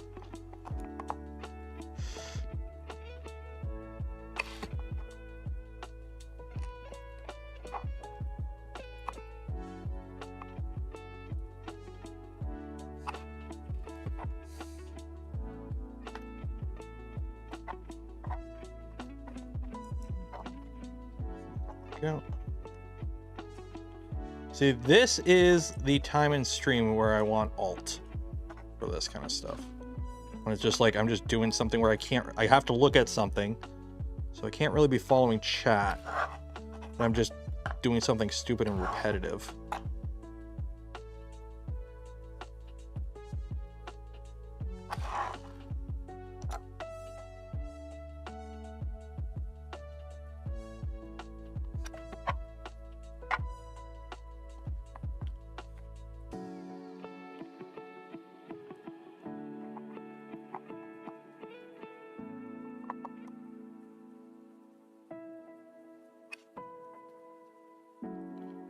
What temp do I use for the press? Whatever temperature it was set at last time, which in this case is actually probably too hot because it's at 280. I think last time I used this, I was putting heat sets in a, I was putting them in a fan. So I needed to heat them up real hot. Let me drop the temp on this a bit because normally I do about 240. You want it to be hot enough to melt the plastic, but not hot enough to burn the plastic. Because it's kind of like you want to put them in as cool as possible almost.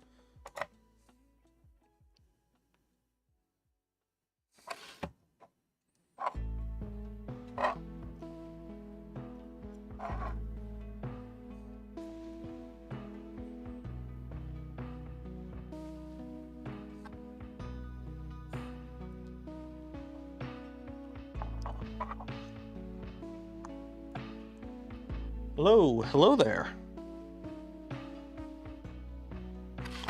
And then don't forget, we are giving away a kit for one of these box turtles at the end of this stream, and actually every stream that we're building. So if you haven't entered for your chance to win a box turtle kit, there is a link in the video description. Also, while you're down there, enter for your chance to win some polymaker filament, because we do that giveaway at the end of every stream as well. And then also, if you want to help support the channel, the content I create, and the things I do, check out the links in the video description. Affiliate links don't cost you anything extra, go a long way in the supporting the channel. And some, like the Gamer Subs link, you save 21% right now until like the 28th. So you have all week to save 21% on your Gamer Subs. Delicious. I'm all out of bowberries, so now I'm drinking chug juice. I gotta hit up my rep and get a restock soon.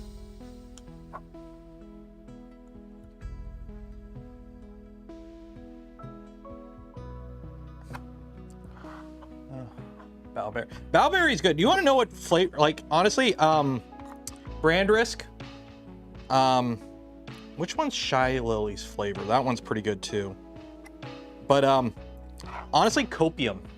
It's actually a really good flavor too.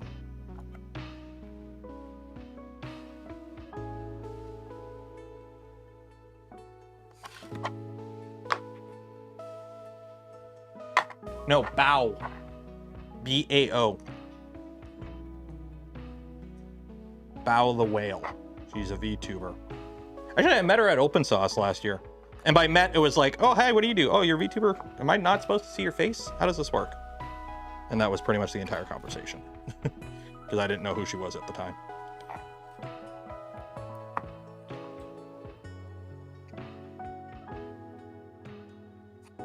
Like for a while, I thought like VTubers, I thought it was like a Mandalorian thing where you're not supposed to see their face, but I guess with some of them, they don't mind.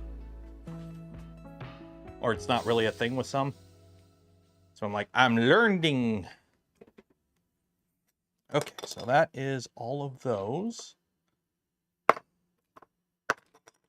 That one has a dog hair in it.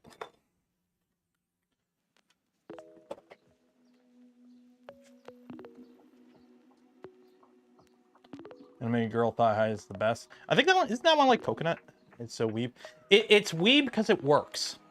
That's the thing. It works. That's why it's all weeby and whatnot. It's because it works. Okay, so now we got to put the micro switches in with that. So I'm assuming, since these are all pretty much the same, it doesn't matter which one we go with in what order. So those are magnets. So where are the bearings at? There are the bearings.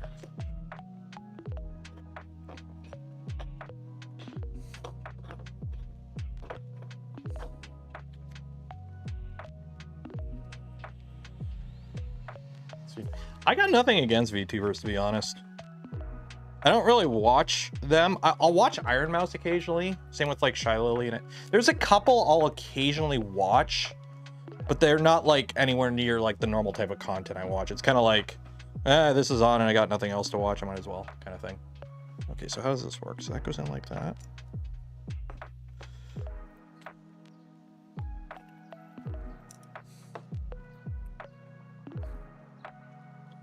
Yeah, that's the thing. Like, some people don't seem to get, like, not everything is marketed towards you. It's perfectly fine for something to be marketed at a segment of the audience that doesn't share your interests. The world would be a very, very boring place if everything was made for everyone. Sometimes it's fun to have the goofy shit. Sometimes you want the goofy shit. Oh, okay, so the wire goes through the hole. So wire goes through the hole.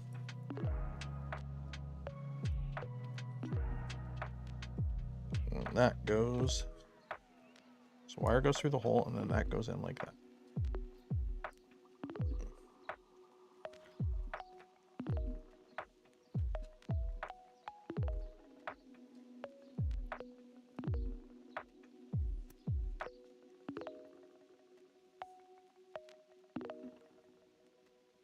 Is there no screw to hold it in? I guess it just snaps into place. Okay, let me double check with the filament. Wire go through the hole. Ducky, go down the well. So I guess that just snaps in place. Oh, there we go. So that's good. I mean, it makes a pretty positive click. So I don't think these are, I think these are all exactly the same. So I can put these in any order and then we'll just figure out the ordering of them later.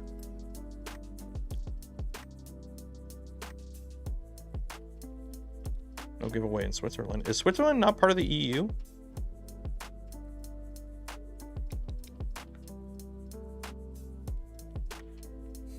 I thought Switzerland was part of the EU. Or are they like, no, we are independent? I don't know why they have a German accent, but they are independent. Oh, yeah. I accidentally mushed a little corner here. 1 second. A little bit of surgery.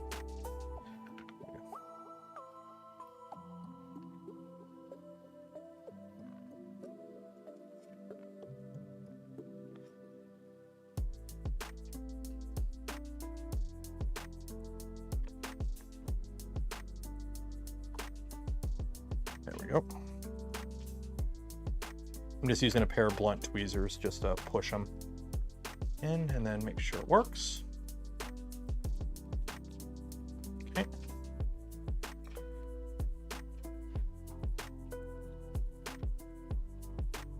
Make sure the bearing's in there. Yeah, it's just that one little corner has a little bit of a smooge. Oh, it's part of the Schengen zone. Okay.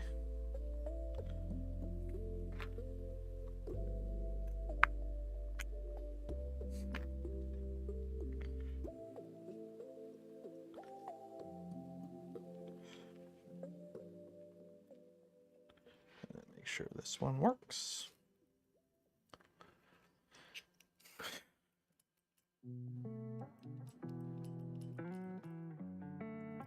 There we go. Last one.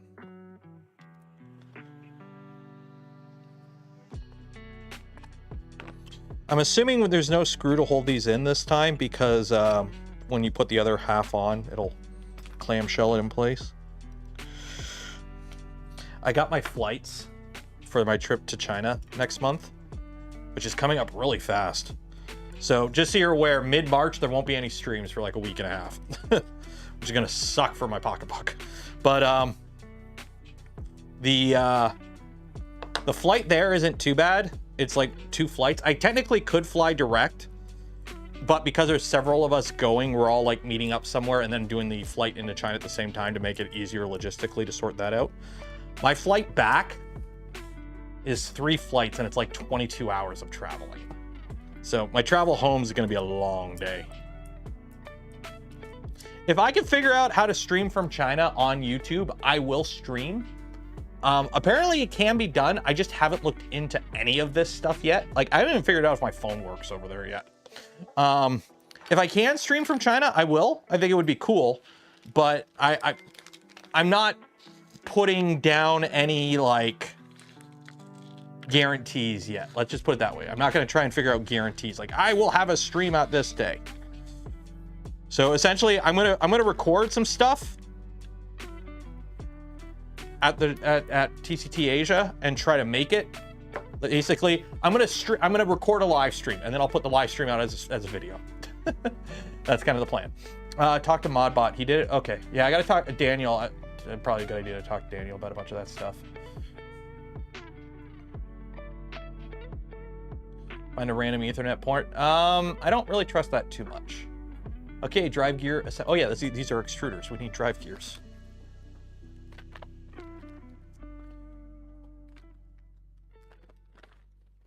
Don't need a VPN for YouTube. We'll see. We'll see. If I can stream from there, I will stream. Simple as that. I don't know if I can.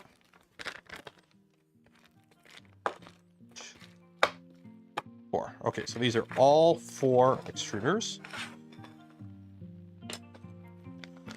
So let's put these electronics back in here so I don't lose them.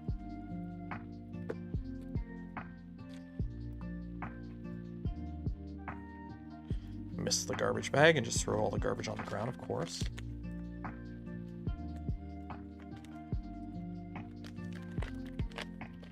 I mean, I'm not the only one going. So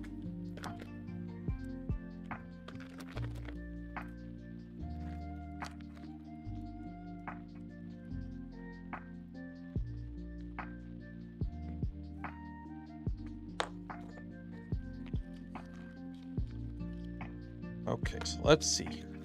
How does this work? So assemble the drive gear as shown. So we've got bearing, gear, bearing. Okay.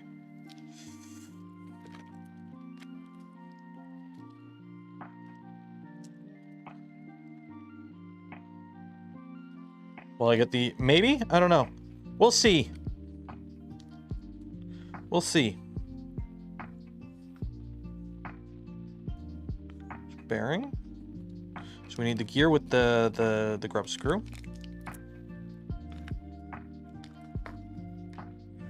Don't lose the grub screw. Where is one of my...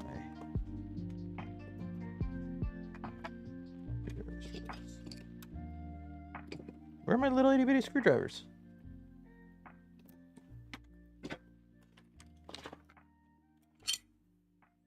Okay, so the one of the things I like about the LDO kits, the grub screws usually come with Loctite pre-applied. And be careful when putting them in because it's very easy to cross-thread them. It's surprisingly easy to cross-thread them. Okay, put our pin bearings in.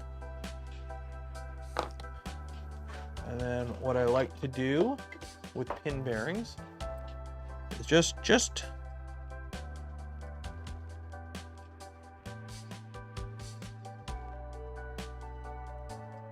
a little bit of grease. Nothing crazy. Just enough grease to wet them. Oh wait, no, it doesn't even go in this one. Pin bearings don't go in this one.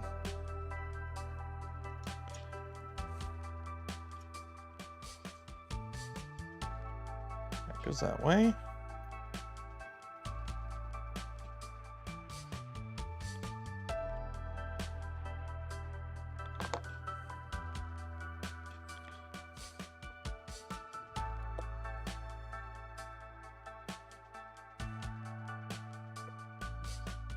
These ones get the needle bearings.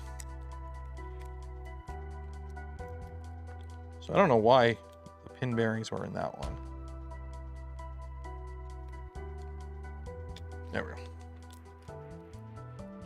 That's one. Now I gotta make more of these. Yeah, LDO gave me some extra snacks, so that's always good. Get rid of that. Garbage, garbage.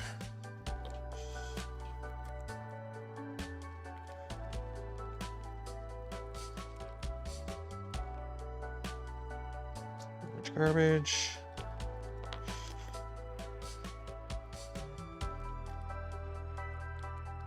Don't eat the grub screws. You can't tell me what to do. You're not my mom.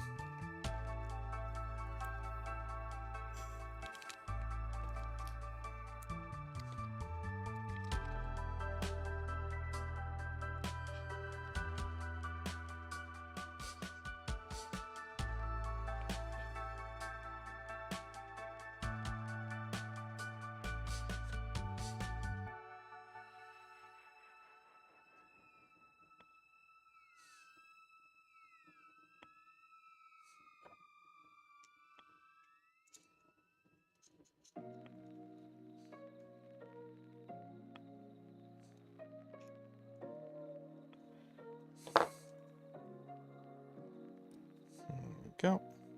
2.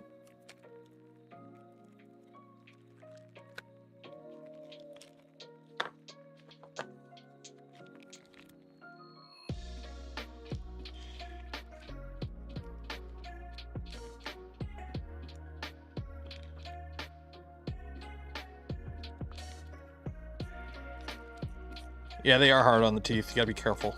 That's how you build up your teeth strength, right? You want the strongest teeth, you have to munch on the strongest set screws. Right? It's like physical training, right?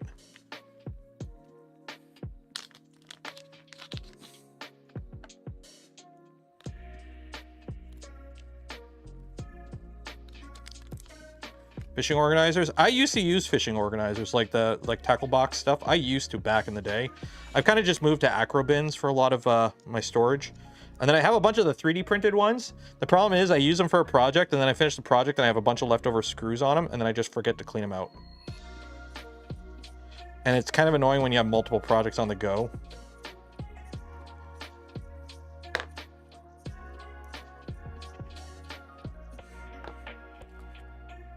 Garbage.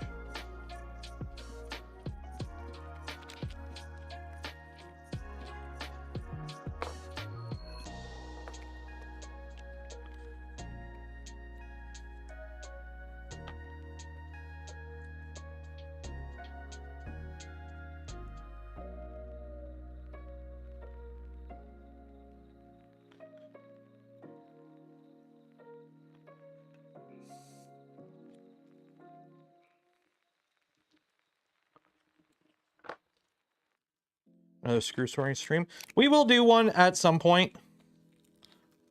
We'll probably do a Saturday night cleanup stream or something. Maybe I'll save it for the stream before I head to China or something. We'll figure it out. Well, I'll figure out a way to monetize me cleaning.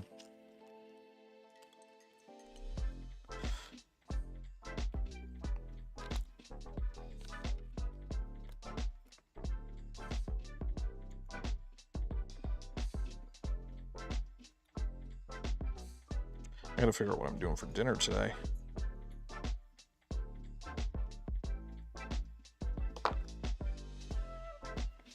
Okay, so those are all those 4.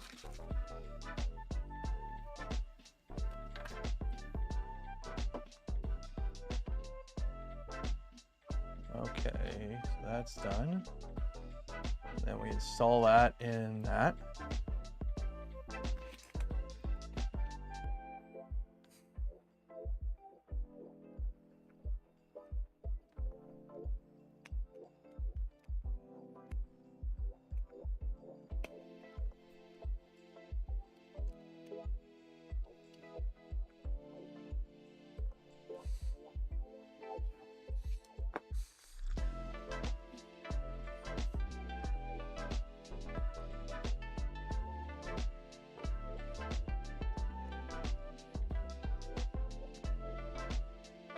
Oh.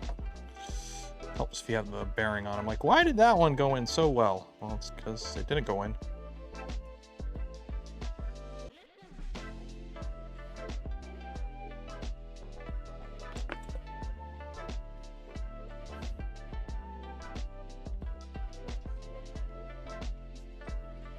There we go.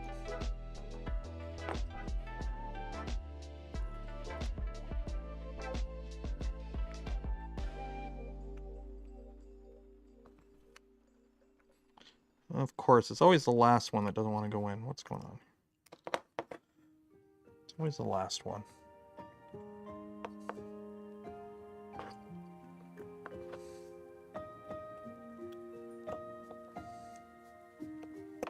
There we go.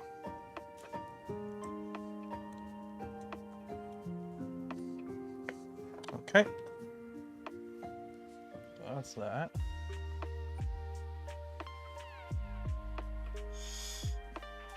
Oh, booyah! Thank you for registering for Rapid TCT/Aero Defense Manufacturing 2025. Your media credentials have been approved. Please see below for your confirmation. Heck yeah!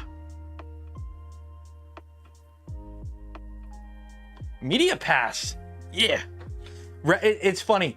The only time I ever get like media credentials is at like the freaking giant international trade show stuff. Rapid TCT, and apparently there's a military industrial complex event taking place next door that I also got media credentials to. So I get to go hang out with Raytheon. Rage against that machine. And you want to know the best part of it all? It's the only event I could drive to in one day. It's literally like 30 minutes from my house.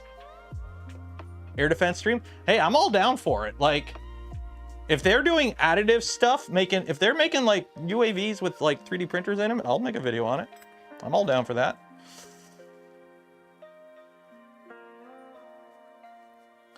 The only downside is it is in Detroit, so I do have to go to Detroit. But it is what it is.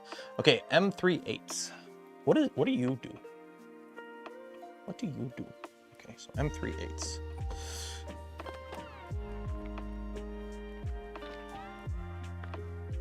Is Raytheon? Steve, I'm not gonna lie. I've been at Rapid TCT before.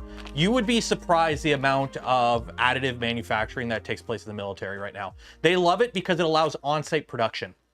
It allows them to set up a C-can at a fob that is able to crank out parts for like tanks and shit. Like, you'd be surprised how into additive manufacturing the military industrial complex is, because it allows them to do on-site manufacturing. Like, it's actually a big thing.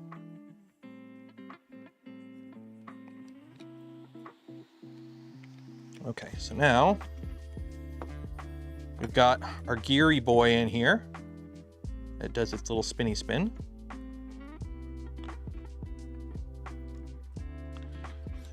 And then we just take that, put that on top. There are some alignment parts in here.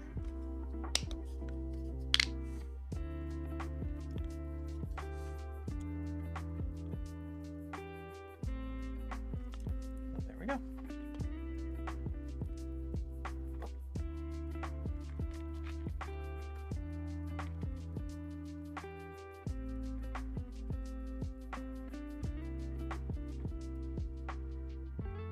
Peak printing is wild. It is.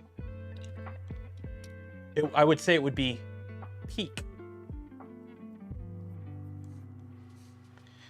Yeah, I'm assuming Joel's going to be doing his live stream again there. So look for me to walk through the background a few times again.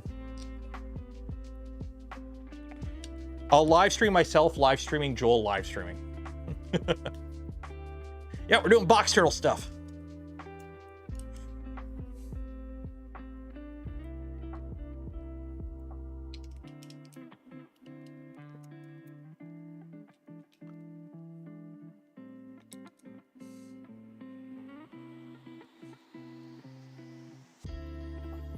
So when do you get a suppressor subscription? Well, I'm in Canada, so unfortunately, things that are beneficial for my hearing are not allowed.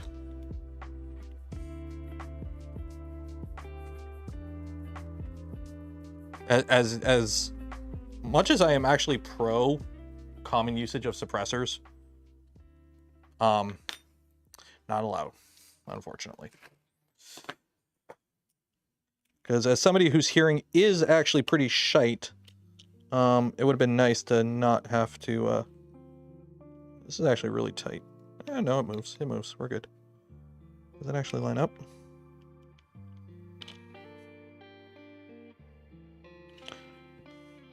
Okay, so one thing I'm not kind of liking. One thing I'm not liking. There's no hole on this side. So what happened is when I put these two halves together, I kind of shoved this down. Let's see, can I? Let's see here.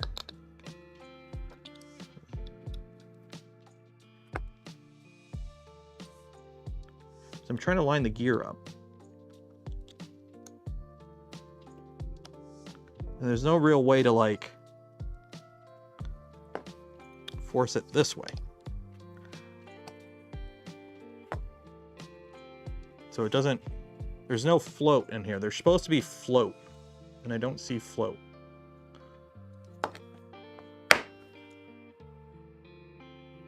Because it should float. Because what happens is, when you put your filament through, like, it'll work.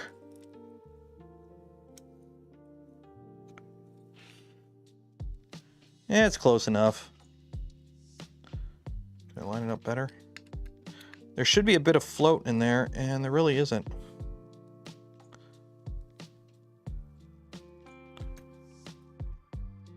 I mean, it'll work, but it would have been nice if there was more float in there. Oh well, it is what it is. Actually, here, let me do this. Let me do this. Take you out. Do this. Where's the one that is? That one? Okay, so let's see here. Let's see here. Oh,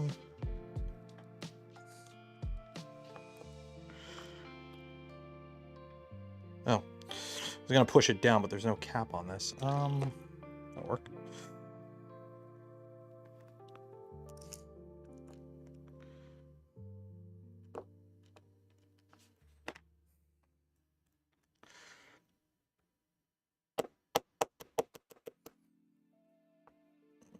Okay, push you in there.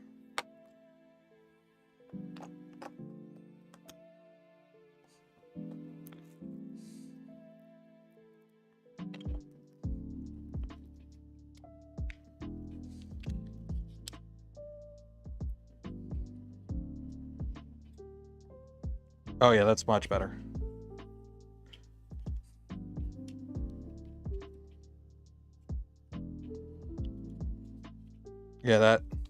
Yeah, see that? See, now it actually floats. So it allows the gear to properly line up. So I got to take this apart and do that. So we got to fix that.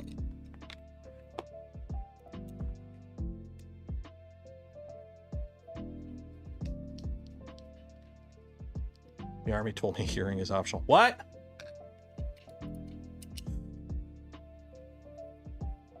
Out of the three, oh, it finished great. I've been printing with it. I don't have it set up right now because I had to take it off the bench.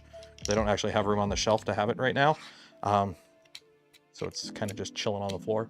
But it's been printing pretty good. We got to do a little bit of tuning on it. It does need its input shaping and whatnot. So probably what's going to happen is this Tuesday, or correction, this Saturday stream is faffing with this guy. Next Saturday we'll be paneling up the that guy.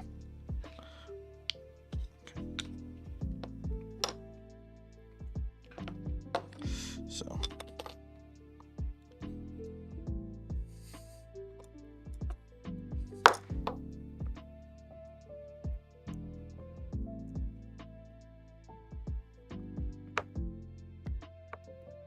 okay, so lock that in there. Allow you to float. Line you up.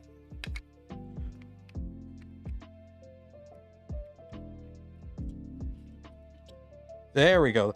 That is much better. That feels so much better, is having it floating. Learn. We're learning.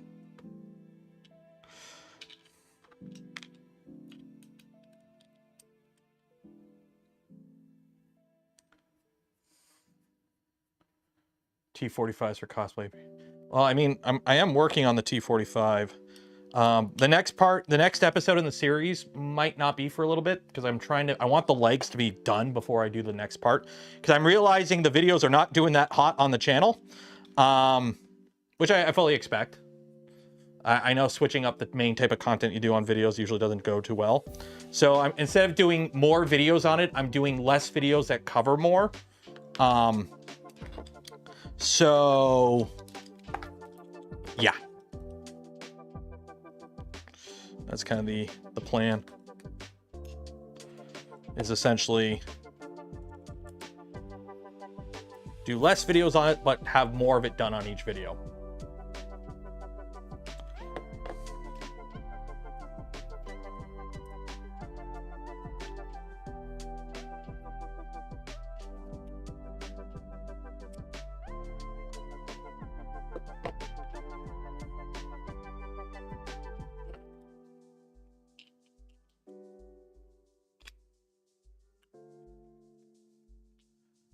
Maybe it's earwax, maybe it's TBI, maybe it's Maybelline. There we go, that's floating.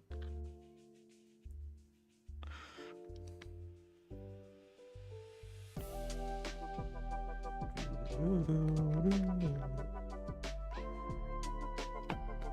forgot, actually, I had the wrong chat selected. Live chat, there we go, okay.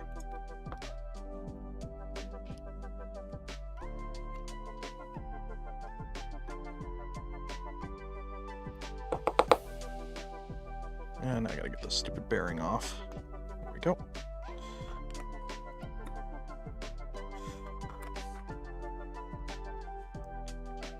How are you doing? Are you doing good? How are you doing good?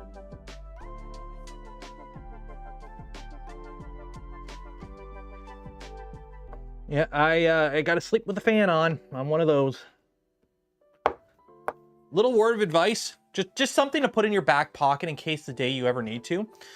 If you are ever on a grenade range, make sure you bring your ear protection.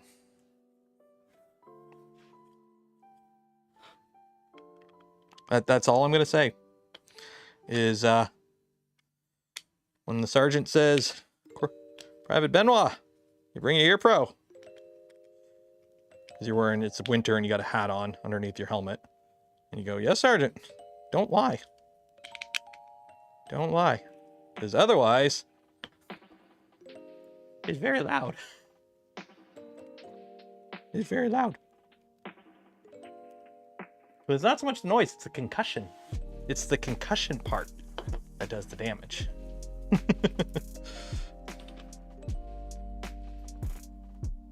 How to fall asleep in 2 minutes? No, but you just get used to it. Like, my wife hates me because I'm one of those I can just lie down and fall asleep type people. I've done it many times. Every time I go to my mom's house for like a holiday or whatever, like Thanksgiving or whatever, it's like time to eat, we're done eating, I'll just lie on the floor and fall asleep. Like, okay, bedtime.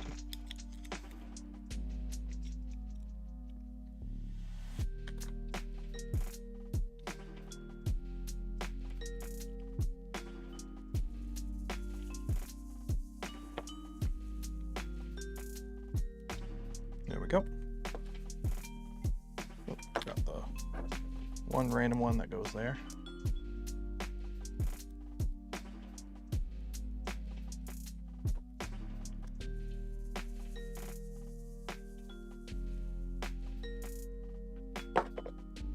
Yeah, hearing is one of those things that it's like, oh, it's not that bad, it's not that loud, and then all of a sudden one day you wake up and everything you just hear.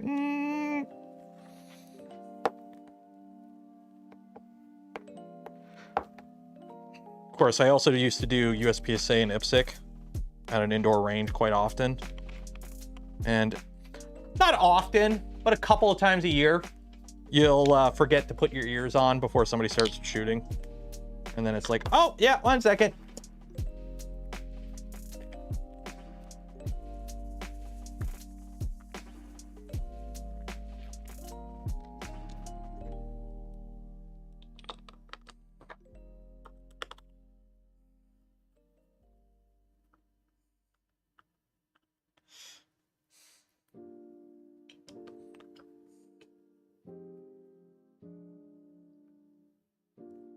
Yeah, I've got our ceiling fan in the bedroom has been on nonstop for a couple years now. Well, actually, the biggest tip I can say, if you ever are doing any of the pew pew stuff on ranges, like if you ever get into like hobby shooting, one of the biggest things of advice I can give you is buy a set of these. 1 second. I know I have them over here. So yeah, they're right here. Get a pair of these. You can buy expensive ones. These are just Impact Sports ones, but they're electronic ear pro. So you wear them. And the advantage with these ones, that you can put a line in, so you can use them as headphones too. But you can turn a switch on.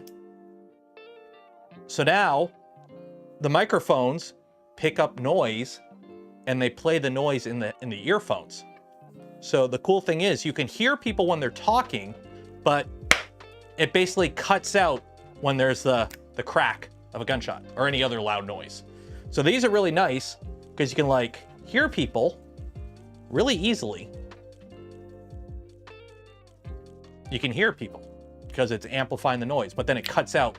So you don't do this all the time, because this is the problem with using dumb earphones.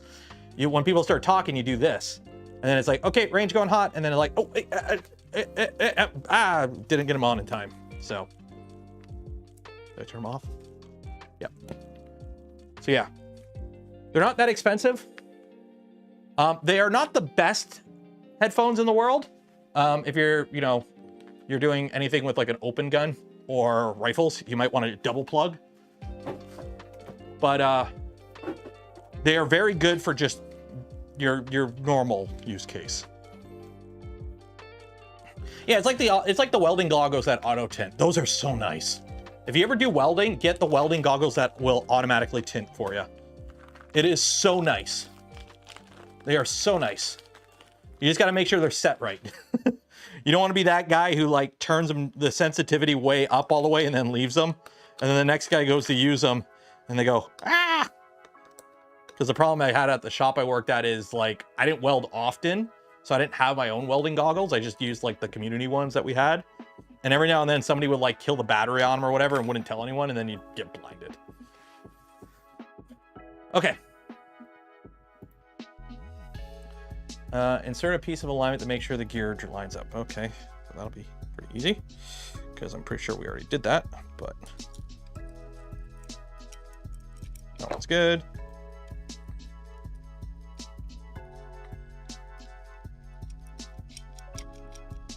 That one's good.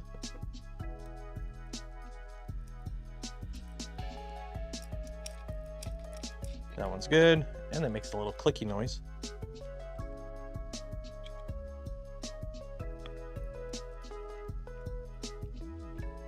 Yeah. There we go. All good. Booyakasha.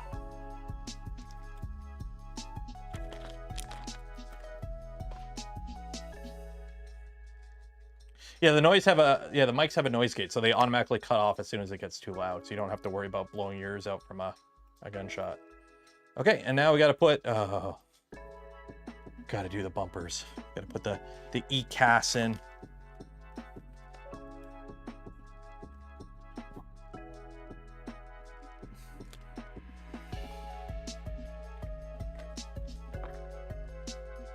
I will say these are actually some really nice couplers. Like these are metal. A lot of times when I see these couplers, they're like plastic. Now these might just be plastic that are chromed, but actually, are they metal? Well, if they're metal, they're not magnetic metal, but still. 2, 4, 6, 8.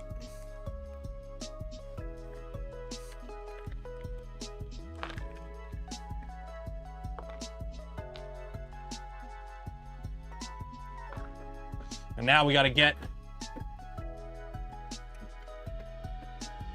the clamps.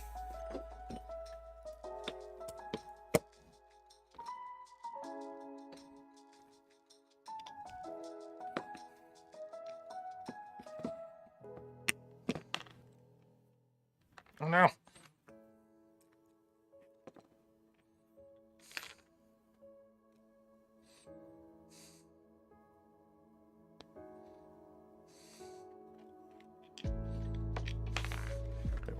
here.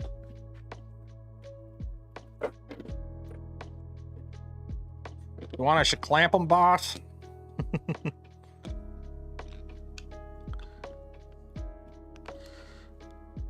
See, it'd be really nice if I had one of those, like an actual arbor press right now. An arbor press would be great for this, actually.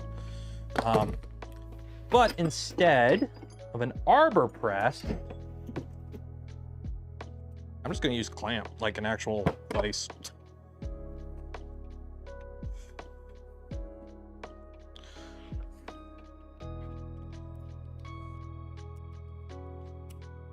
So get them started.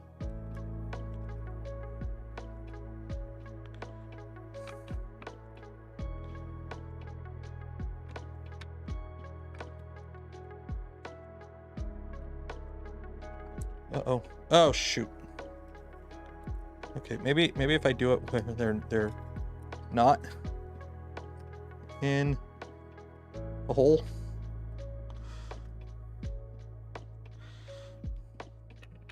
There we go.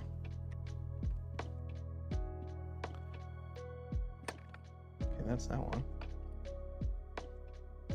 Come on.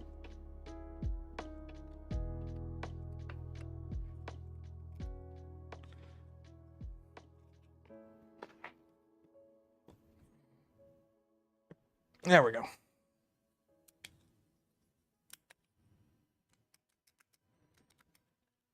Vise I don't like the vise. It's sticky. It's got something on it that's sticky. How's the turtle going? Good, except for the fact that I forgot to print some skirts, so I'm reprinting them right now.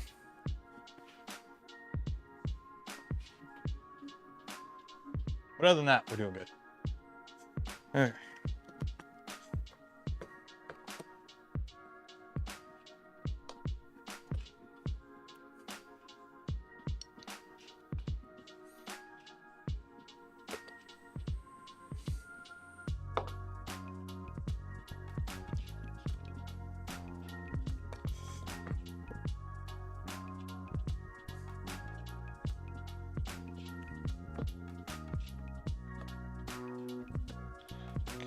That one's in.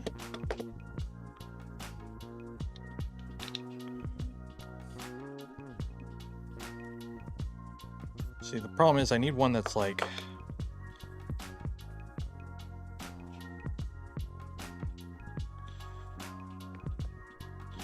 Yeah, see, that ain't gonna work because that's...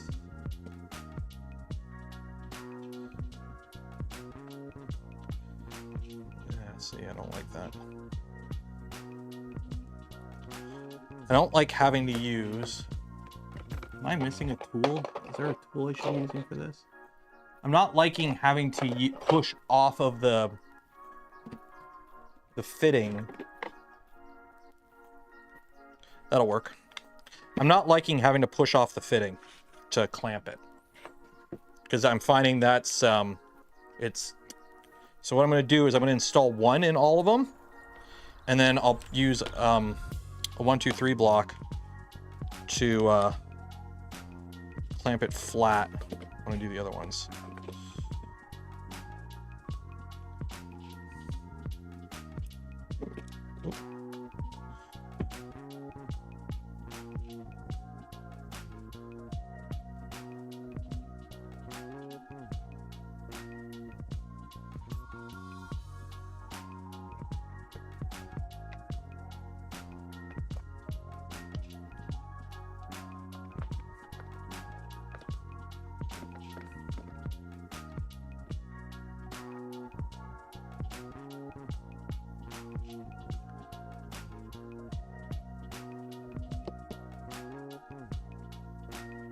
Oh, gosh. I hate Ecas fittings. Like, I know why we use them. I know why we use them. They're really good as why we use them.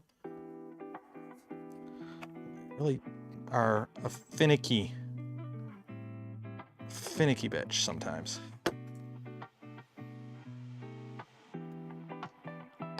Ah.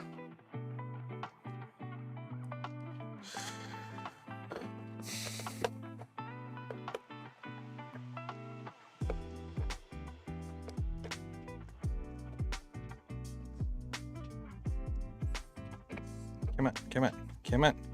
Oh, it'd help if I actually had it big enough to actually grip the whole freaking thing.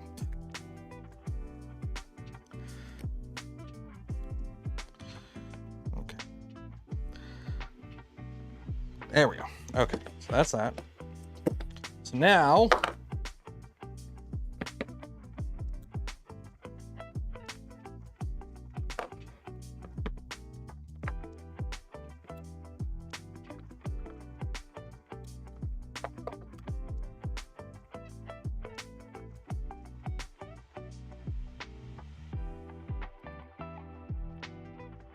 take the hat out. Why would I take the hat out? Hats for conspiracies only. We're not in conspiracy time right now. At least not yet. I don't know if this is big enough.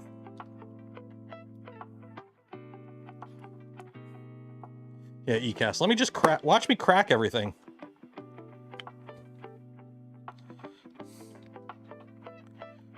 Okay, there we go.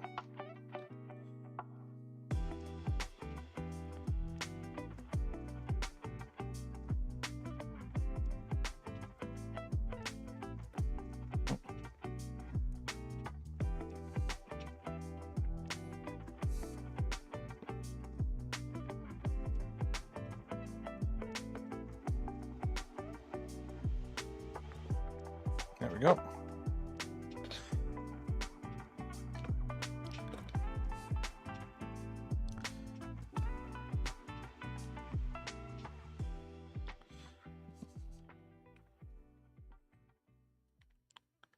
Come on, come on, come on.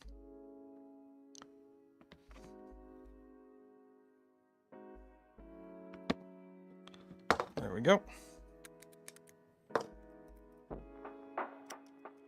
I'm just taking my time with these because, like, if you screw these up, you have to reprint the part essentially. Like, you don't want to screw up these because if you break them, you're kind of like, well, time to reprint. And luckily I have an extra set printed because, you know, instead of printing enough of the skirts, I went ahead and printed extra parts that I probably won't need, hopefully. Slipped off. No, come on, come on, come on.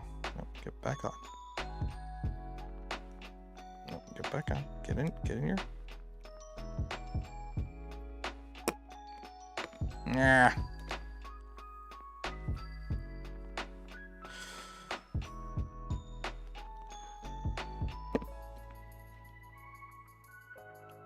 There we go.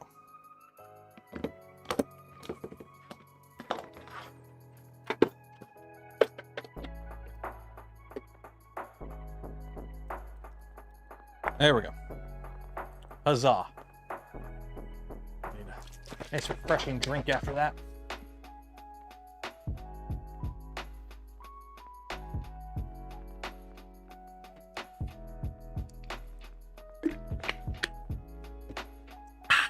Okay.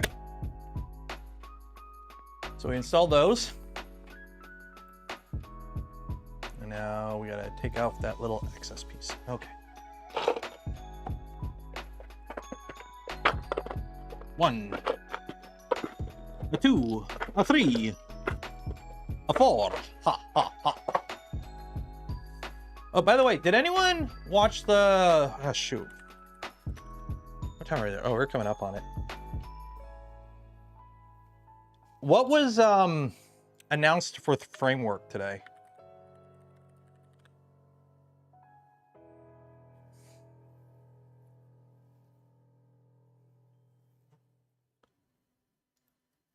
I know they have like a desktop now.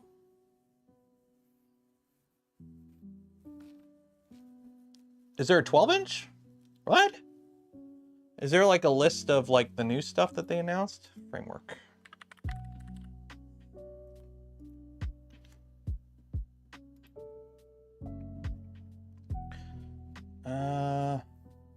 Because I know they have a new desktop. They got the new 13 laptop with the new Ryzens.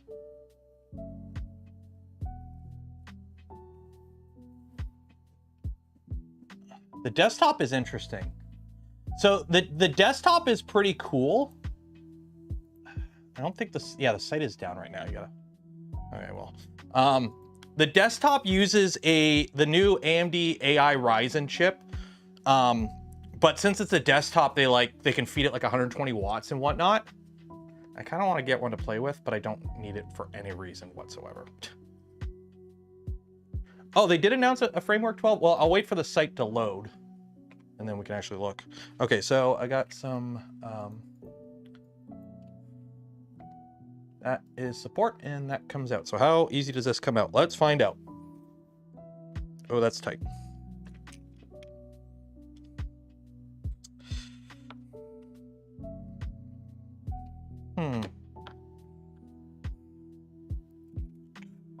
Grab something to grab it with.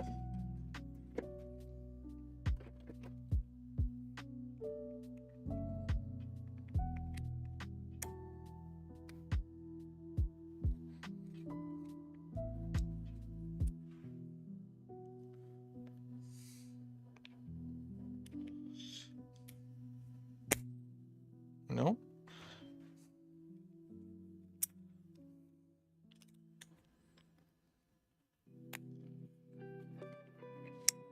Well, that doesn't want to come out.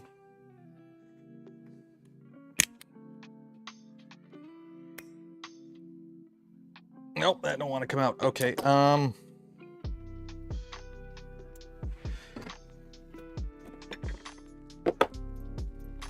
try this.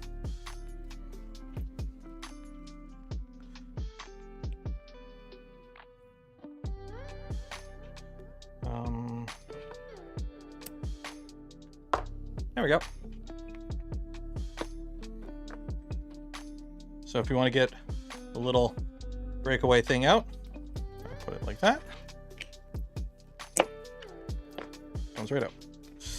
Good old LTT store screwdrivers, or anything it can't do.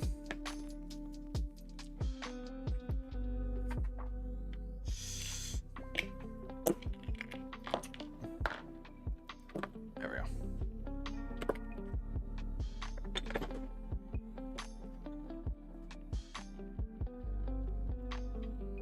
Okay, here we go. So they do have a 12-inch. Okay, so what's in the 12-inch? So I'm assuming it's a touchscreen. Is it all? It's an all-in-one. Okay. Did they just announce it? Like, what's in it? I'm assuming, like, what's in it? Give me the specs. Or more. It doesn't. Because they got the new 13.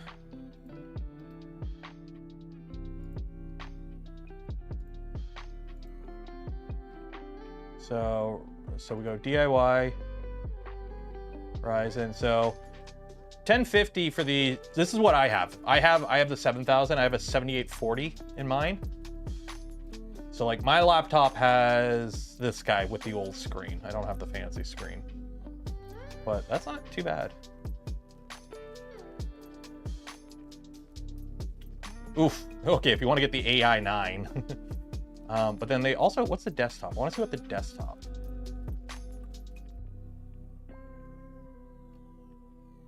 The thing is, I don't think you can use a GPU with it. I don't think you can use a GPU. So yeah, so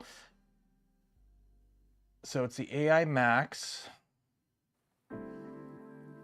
I mean, like, operating CPU fan. Choose a Noctua. Ooh. Expansion cards. Oh, you can still use the expansion cards? Oh, that's cool. Oh, the little cards go down here. Oh, that's cool. It sucks that you can't put a GPU in here. This would have been so nice if you could have like a little external GPU slot. That would be pretty cool. Oh, it does have an X4 PCIe? Where is it at? Oh, it's right there. Ooh, yeah, you could fit, like you could fit a 1-slot GPU in there. How do I go through the pictures? It won't let me. Anyways, we're building a box here.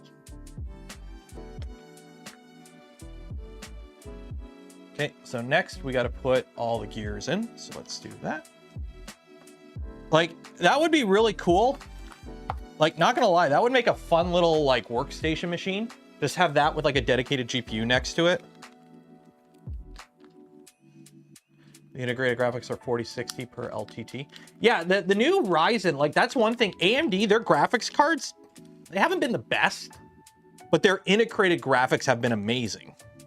Like they've been really nailing it when it comes to the integrated graphics on stuff. The thing is, I'm thinking more like AI workloads and whatnot. Like yeah, they're 4060, but like 4060 at games, or like, what about other stuff? I put like just a little smidgen of grease when I do this, just to wet the bearings a bit. And then when you install them, you got the paddle down, teeth to the right. So paddle down, teeth to the right.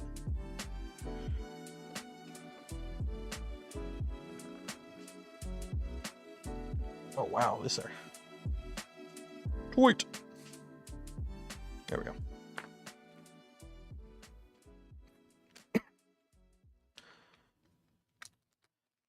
External GPU and another enclosure. That would be cool.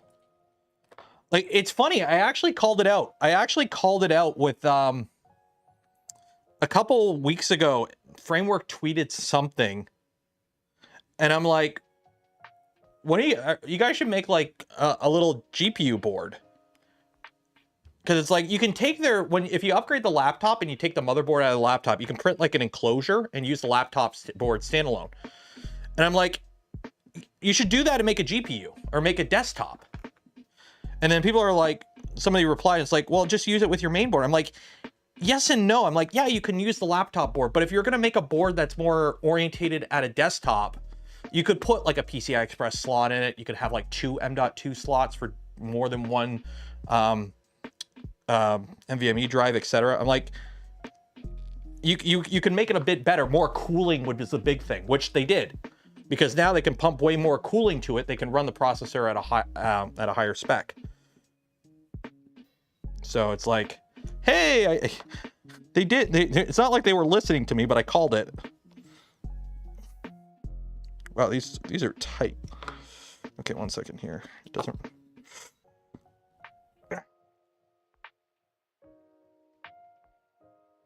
That is really tight. 1 second here. Here's my kludger. And by kludger, I mean my lttstore.com screwdriver that I use for smacking stuff. There we go.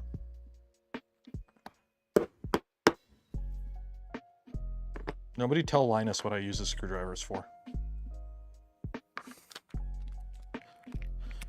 Yeah, the new AMD has gotten better with the AI stuff. The thing is with AMD though, only really like the new stuff works with it, the AI stuff. The old stuff, not so much.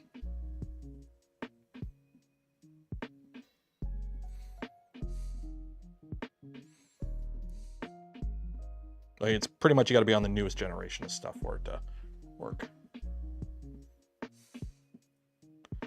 Too much grease.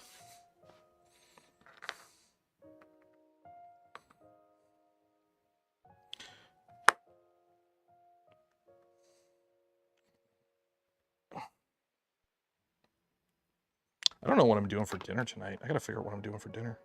This one does not want to go on. Now it's in. What are you doing? Oh, you're doing skirt.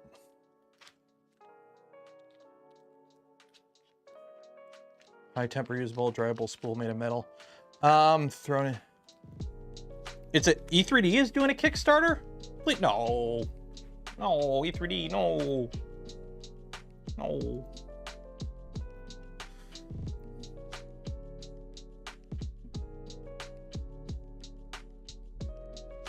Oh no, this isn't E3D. Is it E3D? No, this is just some random guy. Oh, somebody's, okay. Okay, so they're just linking it. Okay. Okay. That's cool. I mean, I've seen it before. Some companies do that. I'm pretty sure Vision Miner. Is it Vision Miner? or it might be, shoot, one of the companies that does high temp materials already, their filament already comes on metal spools. They kind of have to.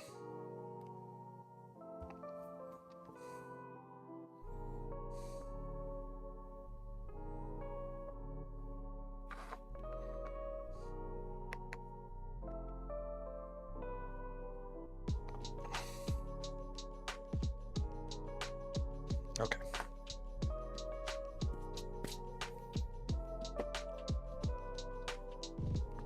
There's like, come on, E3D, don't be doing a Kickstarter. You're better than that. Okay. So that goes in there. M330.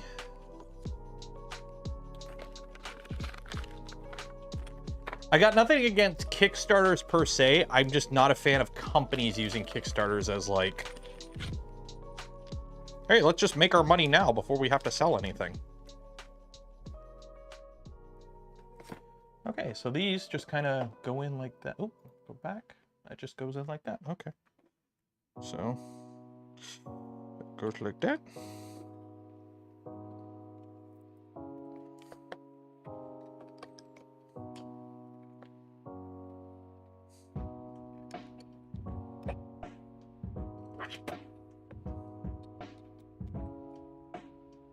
Look, I do have an electric screwdriver. I found it.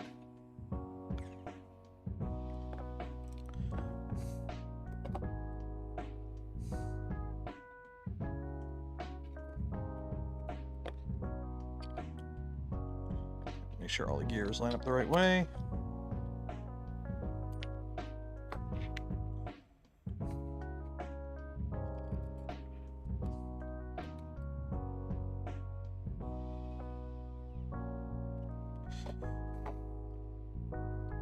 CUDA is like glide of the M. Yeah, CUDA's that. I mean, that's like. Although it's funny, I've already run out of room on Alt. I was trying to load a larger model on Alt because right now I'm just using Mistral as my model for like what's underneath the AI after the whatchamacallit, the system message, and it's like, oh, I wish I could put a bigger model in there that was a bit smarter, but. We are limited. I tried Nemo Dolphin or something. I tried one of the larger Mistral Nemo, and it did not fit.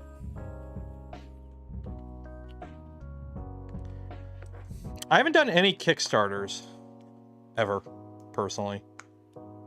Like, I got nothing against like if you think you have a cool little idea and you might be able to make something. I'm okay with that. That I'm okay with.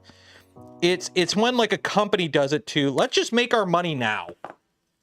Instead of selling, because if you don't know how it works, I love these little holes here to allow like junk to get out if you need to. With a lot of companies, how it works is you get your VC funding, you get your initial funding to make the thing that you're going to sell, right? And then usually it's like, oh, if you pay it back before a certain date, you either the interest doesn't kick in, or if you pay it after a certain date, there's higher interest or whatever. So you want to pay off that initial VC funding as much as possible. So what a lot of companies will do is they'll use the VC funding to basically get everything going. And then they're like, okay, once it's working, and we're like, okay, we're ready to sell, instead of having to go through get the whole production line online, make all the units, ship all the units, sell all the units. Now we have our money. They go, hey, let's just do a Kickstarter right now, show off the pre-production unit, and we'll just get our money now so that we could pay off our loans and our backers and whatnot, show that we have positive cash flow, and then we save these penalties. We don't pay higher interest rates or whatever. Like it basically allows you to pay now, like basically make back your initial investment before you actually ship a product. There we go. So there are all our little extruders. Very fancy, very nice.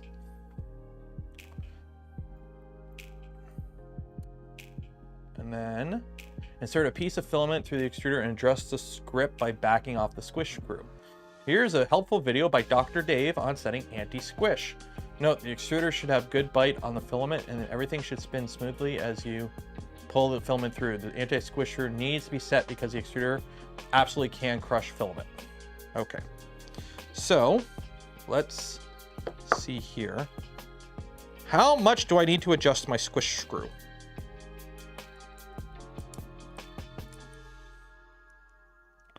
Oh, that's tight.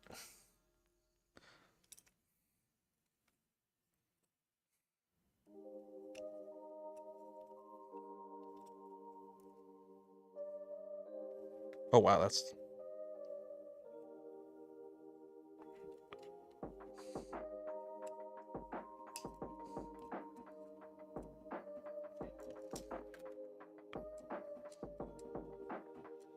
Yeah, we're definitely going to have to back that up. We're going to have to back that anti-squish screw up because it's a window tight. So let's see here. So let's feed you through.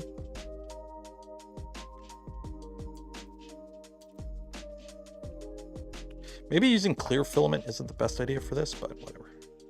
Okay. Oh, wow. Yeah, that's...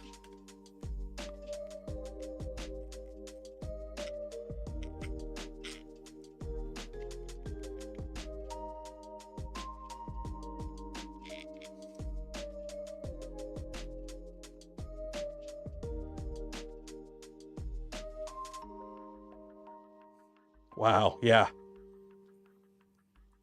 I know this is with like no tension on the screw. You can see how big of a gap it is. So how much up the here, let me put my finger there. See, you can see how much up the filament is. That's how much it goes down. This will absolutely crush your filament.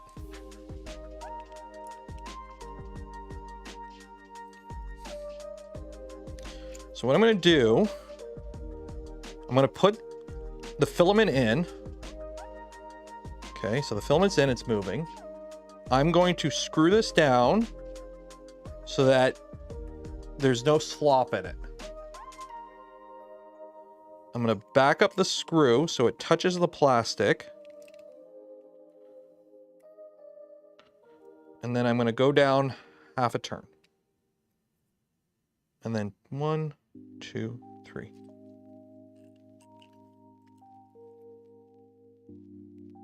That's pretty good.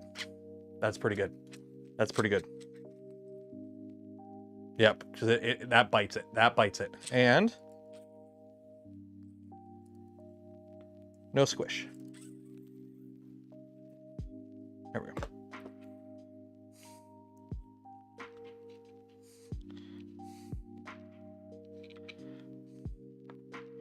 Luckily, this is one of those things you can always adjust if you need to in the future.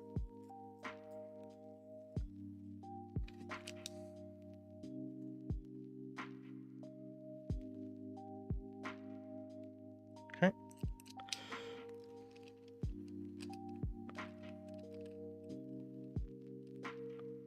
That right off half. 1, 2, 3. And then check it, make sure it grabs it. It grabs it. We're good.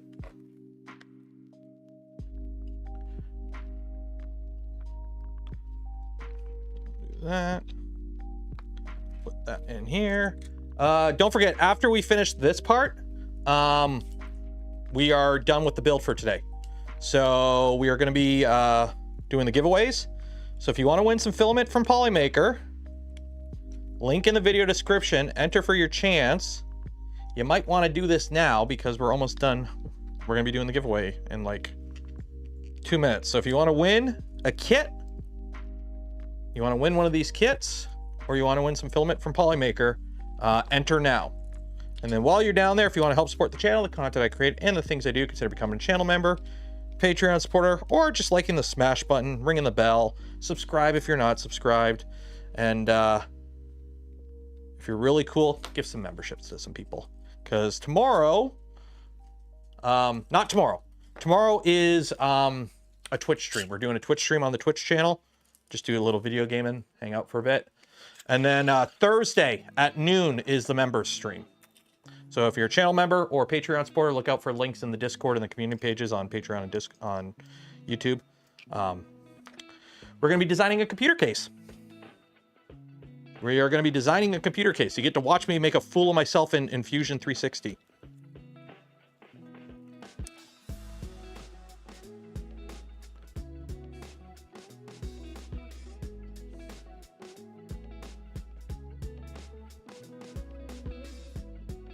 Go.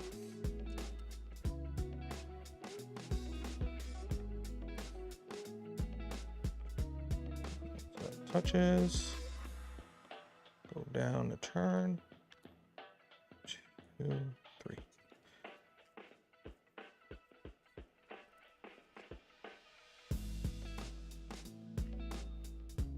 Yep, that's right. There we go. Okay. Yeah, next is put the motors on. Wire that and that. Yeah. So we'll do that next. We'll do, because I gotta end it at 5. So this is where we're at. And we'll carry on from there.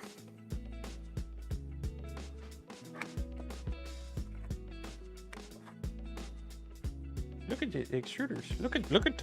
I'm loving these colors, by the way. The black and green with blue accents, like.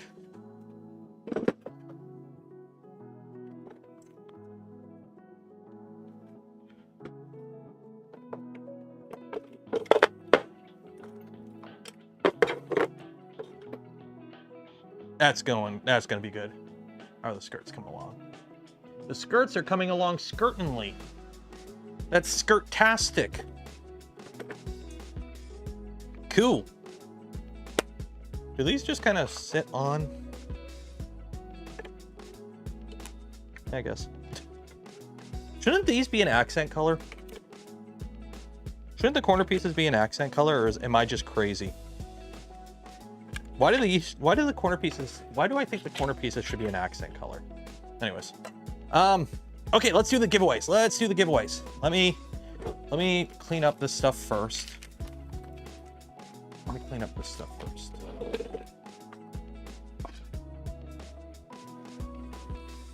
There is an accent on the bottom. Okay. Okay. So while I get everything cleaned up here before we call it, enter for your chance to win some cool prizes. Link in video description. Do this now, because pretty much as soon as I'm done this, we're going to do the giveaways. Up, clean up, everybody, everywhere. Clean up, everybody, do your share.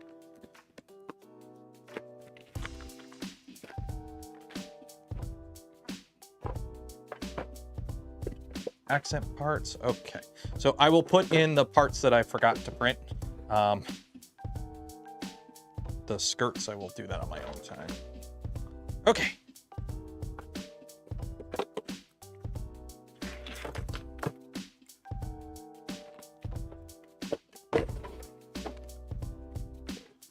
Behold, the turtle of the box.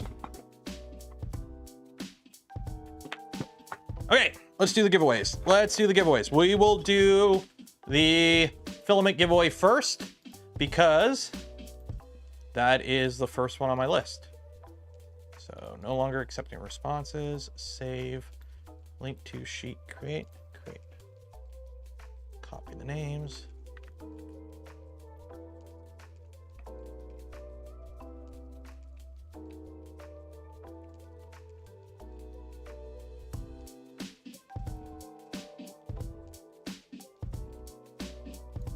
Ooh.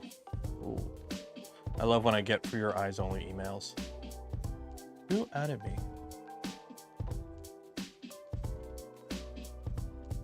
Oh.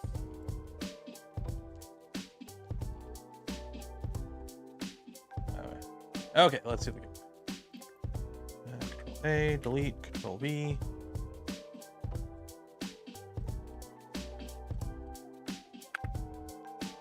File, save. Okay, open up marbles. Let's get marbles going. Everyone likes marbles, right?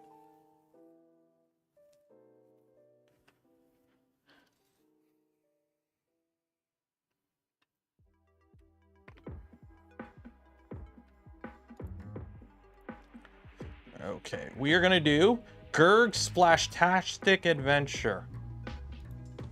Add names, clear, open.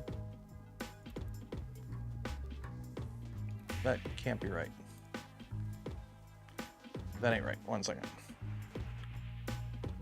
That ain't right.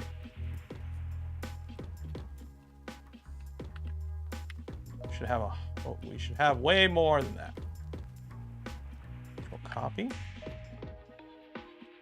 Yeah. File, save, clear, open.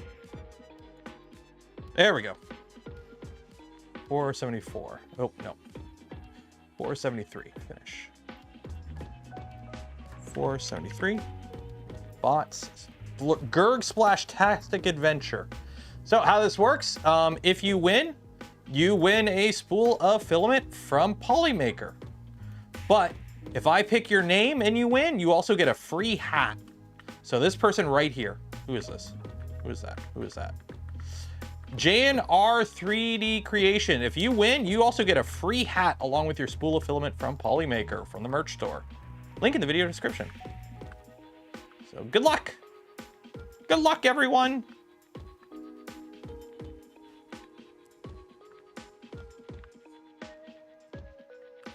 So remember, exclamation mark zoom zoom makes you go faster. Exclamation mark gullible makes everyone else go slower. Is there a way to controls? Swap cam. No. How do I follow the leader? View first, 1. There, we're gonna follow the leader.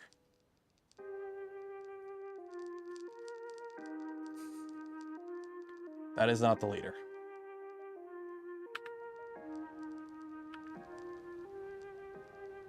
Well, it's hard because it measures direct distance as like the crow flies to the winner. So I guess it, oh, so it's one of these people. Oh, oh, oh, oh, oh, oh, oh, oh, oh, oh, oh. Frank, Stuart, Frank, you're in the lead, Frank. Nope. Warpworks, you're in the lead. Warpworks. Warp, warp, warp. Warp, warp, warp. Congratulations, Warpworks. You have won yourself a spool of filament from Polymaker. Let me play up here. Warpworks. Warp, warp, warp. There you go. So you have won yourself a spool of filament from Polymaker. You will get an email from me after the stream ends with information on how to collect your filament. Okay, so let's do the box turtle kit. So again, this is open. This was, I hope you all read it, because this is only open to those that live in Canada, US, EU, and UK. If you do not live in one of these areas, you're not going to get it. Okay, 1 second here. Okay, file, save. Okay, so again, Warpworks won that. So let's go race menu. Let's do a battle royale. Let's do a battle royale. You guys want to do a battle royale? Just clear, open. 572 or 571. Let's do Zombie City. 571. Play. And again, I'm not saying if you like the smash button and, you know, the thumbs up thing, I'm not saying if you hit that button, it increases your chances of winning. But at this point, are you really going to risk it? So again, I'm going to pick a random person here. If you win, you also win a free hat along with your LBO Motors box turtle kit. Right here. Whoever's this person right here. Master Moon. If you win, you also get a free hat with your box turtle kit. Good luck. Oh God, my frame rate. So this is a battle royale. So apparently you guys are fighting. Okay, so we're gonna go over here. Oh God, my frame rate.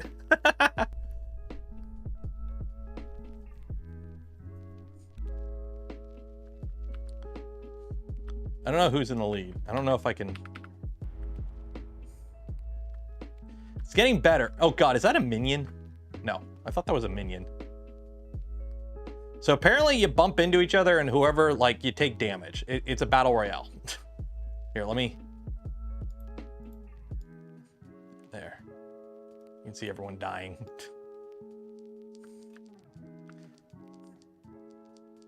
So you can see in the top left it counting down. Here, let me do this. That way you guys can see. Here, let's do this. So at least you can see your names as you die. Let's go up and then down. There we go. Okay, this is taking longer than I thought.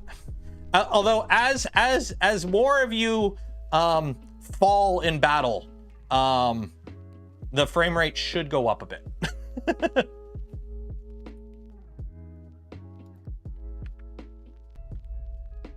So, okay, I can't zoom in on first. So like half the people are gone already. Where are you guys going? You're supposed to stay in the battle.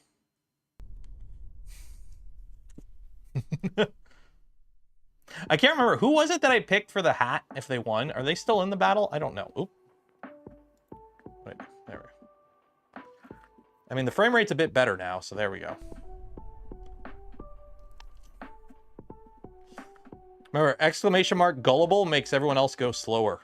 And if you like the smash button and are subscribed to the channel, it gives you a special suit of armor that makes your ball a ball of steel, as it were.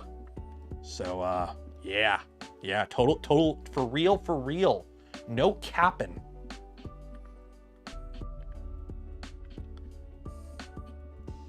How many we got left? We got 93 left. This is the most intensive work this graphics card has had to do in a while.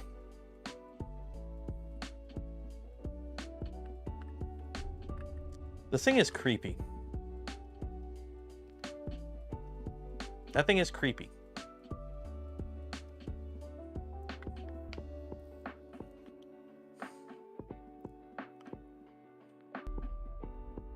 I have no idea how it works for damage. Apparently, I think it's like Mario Party rules where if you hit somebody, they take damage, and and you don't.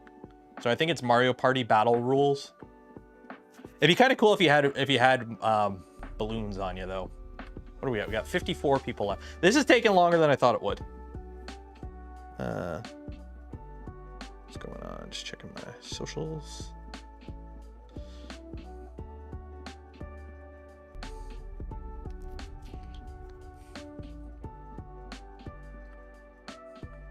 What was that?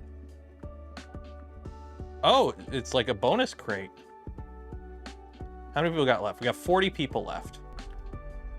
Oh, you're all going for the crates. Oh, I see how it is.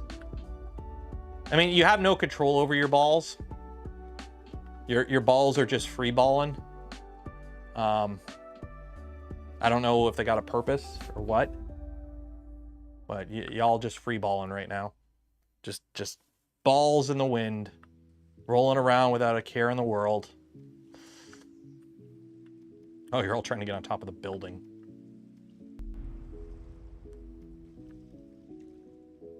$13 left. 13 left. Who's left? I don't know if there's a way to see who's left. There's no way to zoom in on like who's first.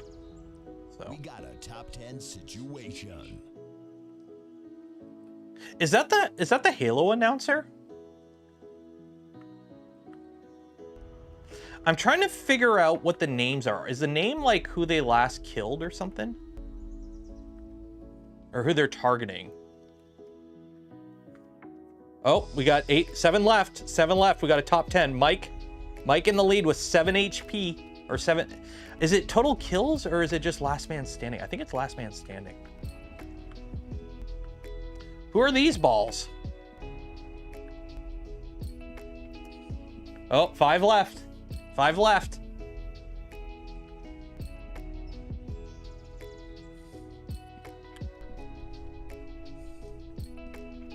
Oh, 3 left. I think it's gonna be Mike. Mike has the most health, I think. Or no, Jerry has the most health. It's between Mike and Jerry.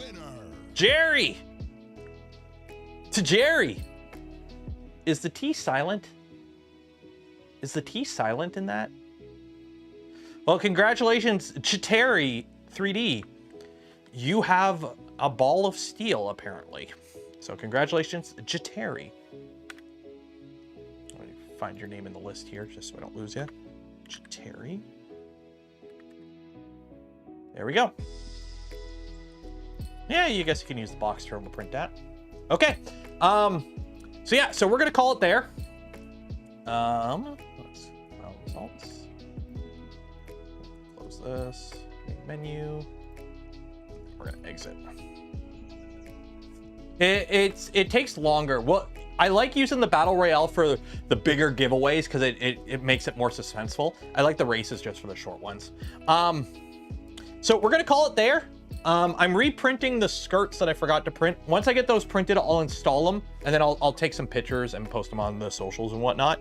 But again, huge shout out to LDO Motors for providing this kit for this build series. If you do want to build one of these on your own, I don't have any specific link to any specific reseller because LDO doesn't sell directly. You have to buy it through a reseller. So there's a link in the description that has a list of all their resellers. Buy it in whatever one is best for you, depending on your market or whatever, or your preferred LDO Motors reseller.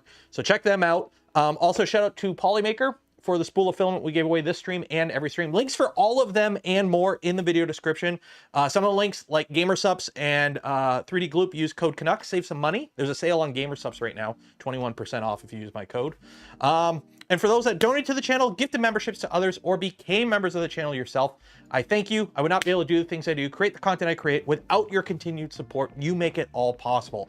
Don't forget, tomorrow, I'm going to try and do a stream on Twitch. So probably around 11-ish a.m. There'll be a Twitch stream. Thursday is a channel member stream. So if you are a channel member, a Patreon supporter, or you find the Twitch channel and give it a Twitch Prime, or you luck out and somebody gives you memberships between like now and the end of stream. Thursday, there will be a member stream. Friday, we're starting the build of the ProForge 300, or at least checking it out. I don't think I have to print anything for it.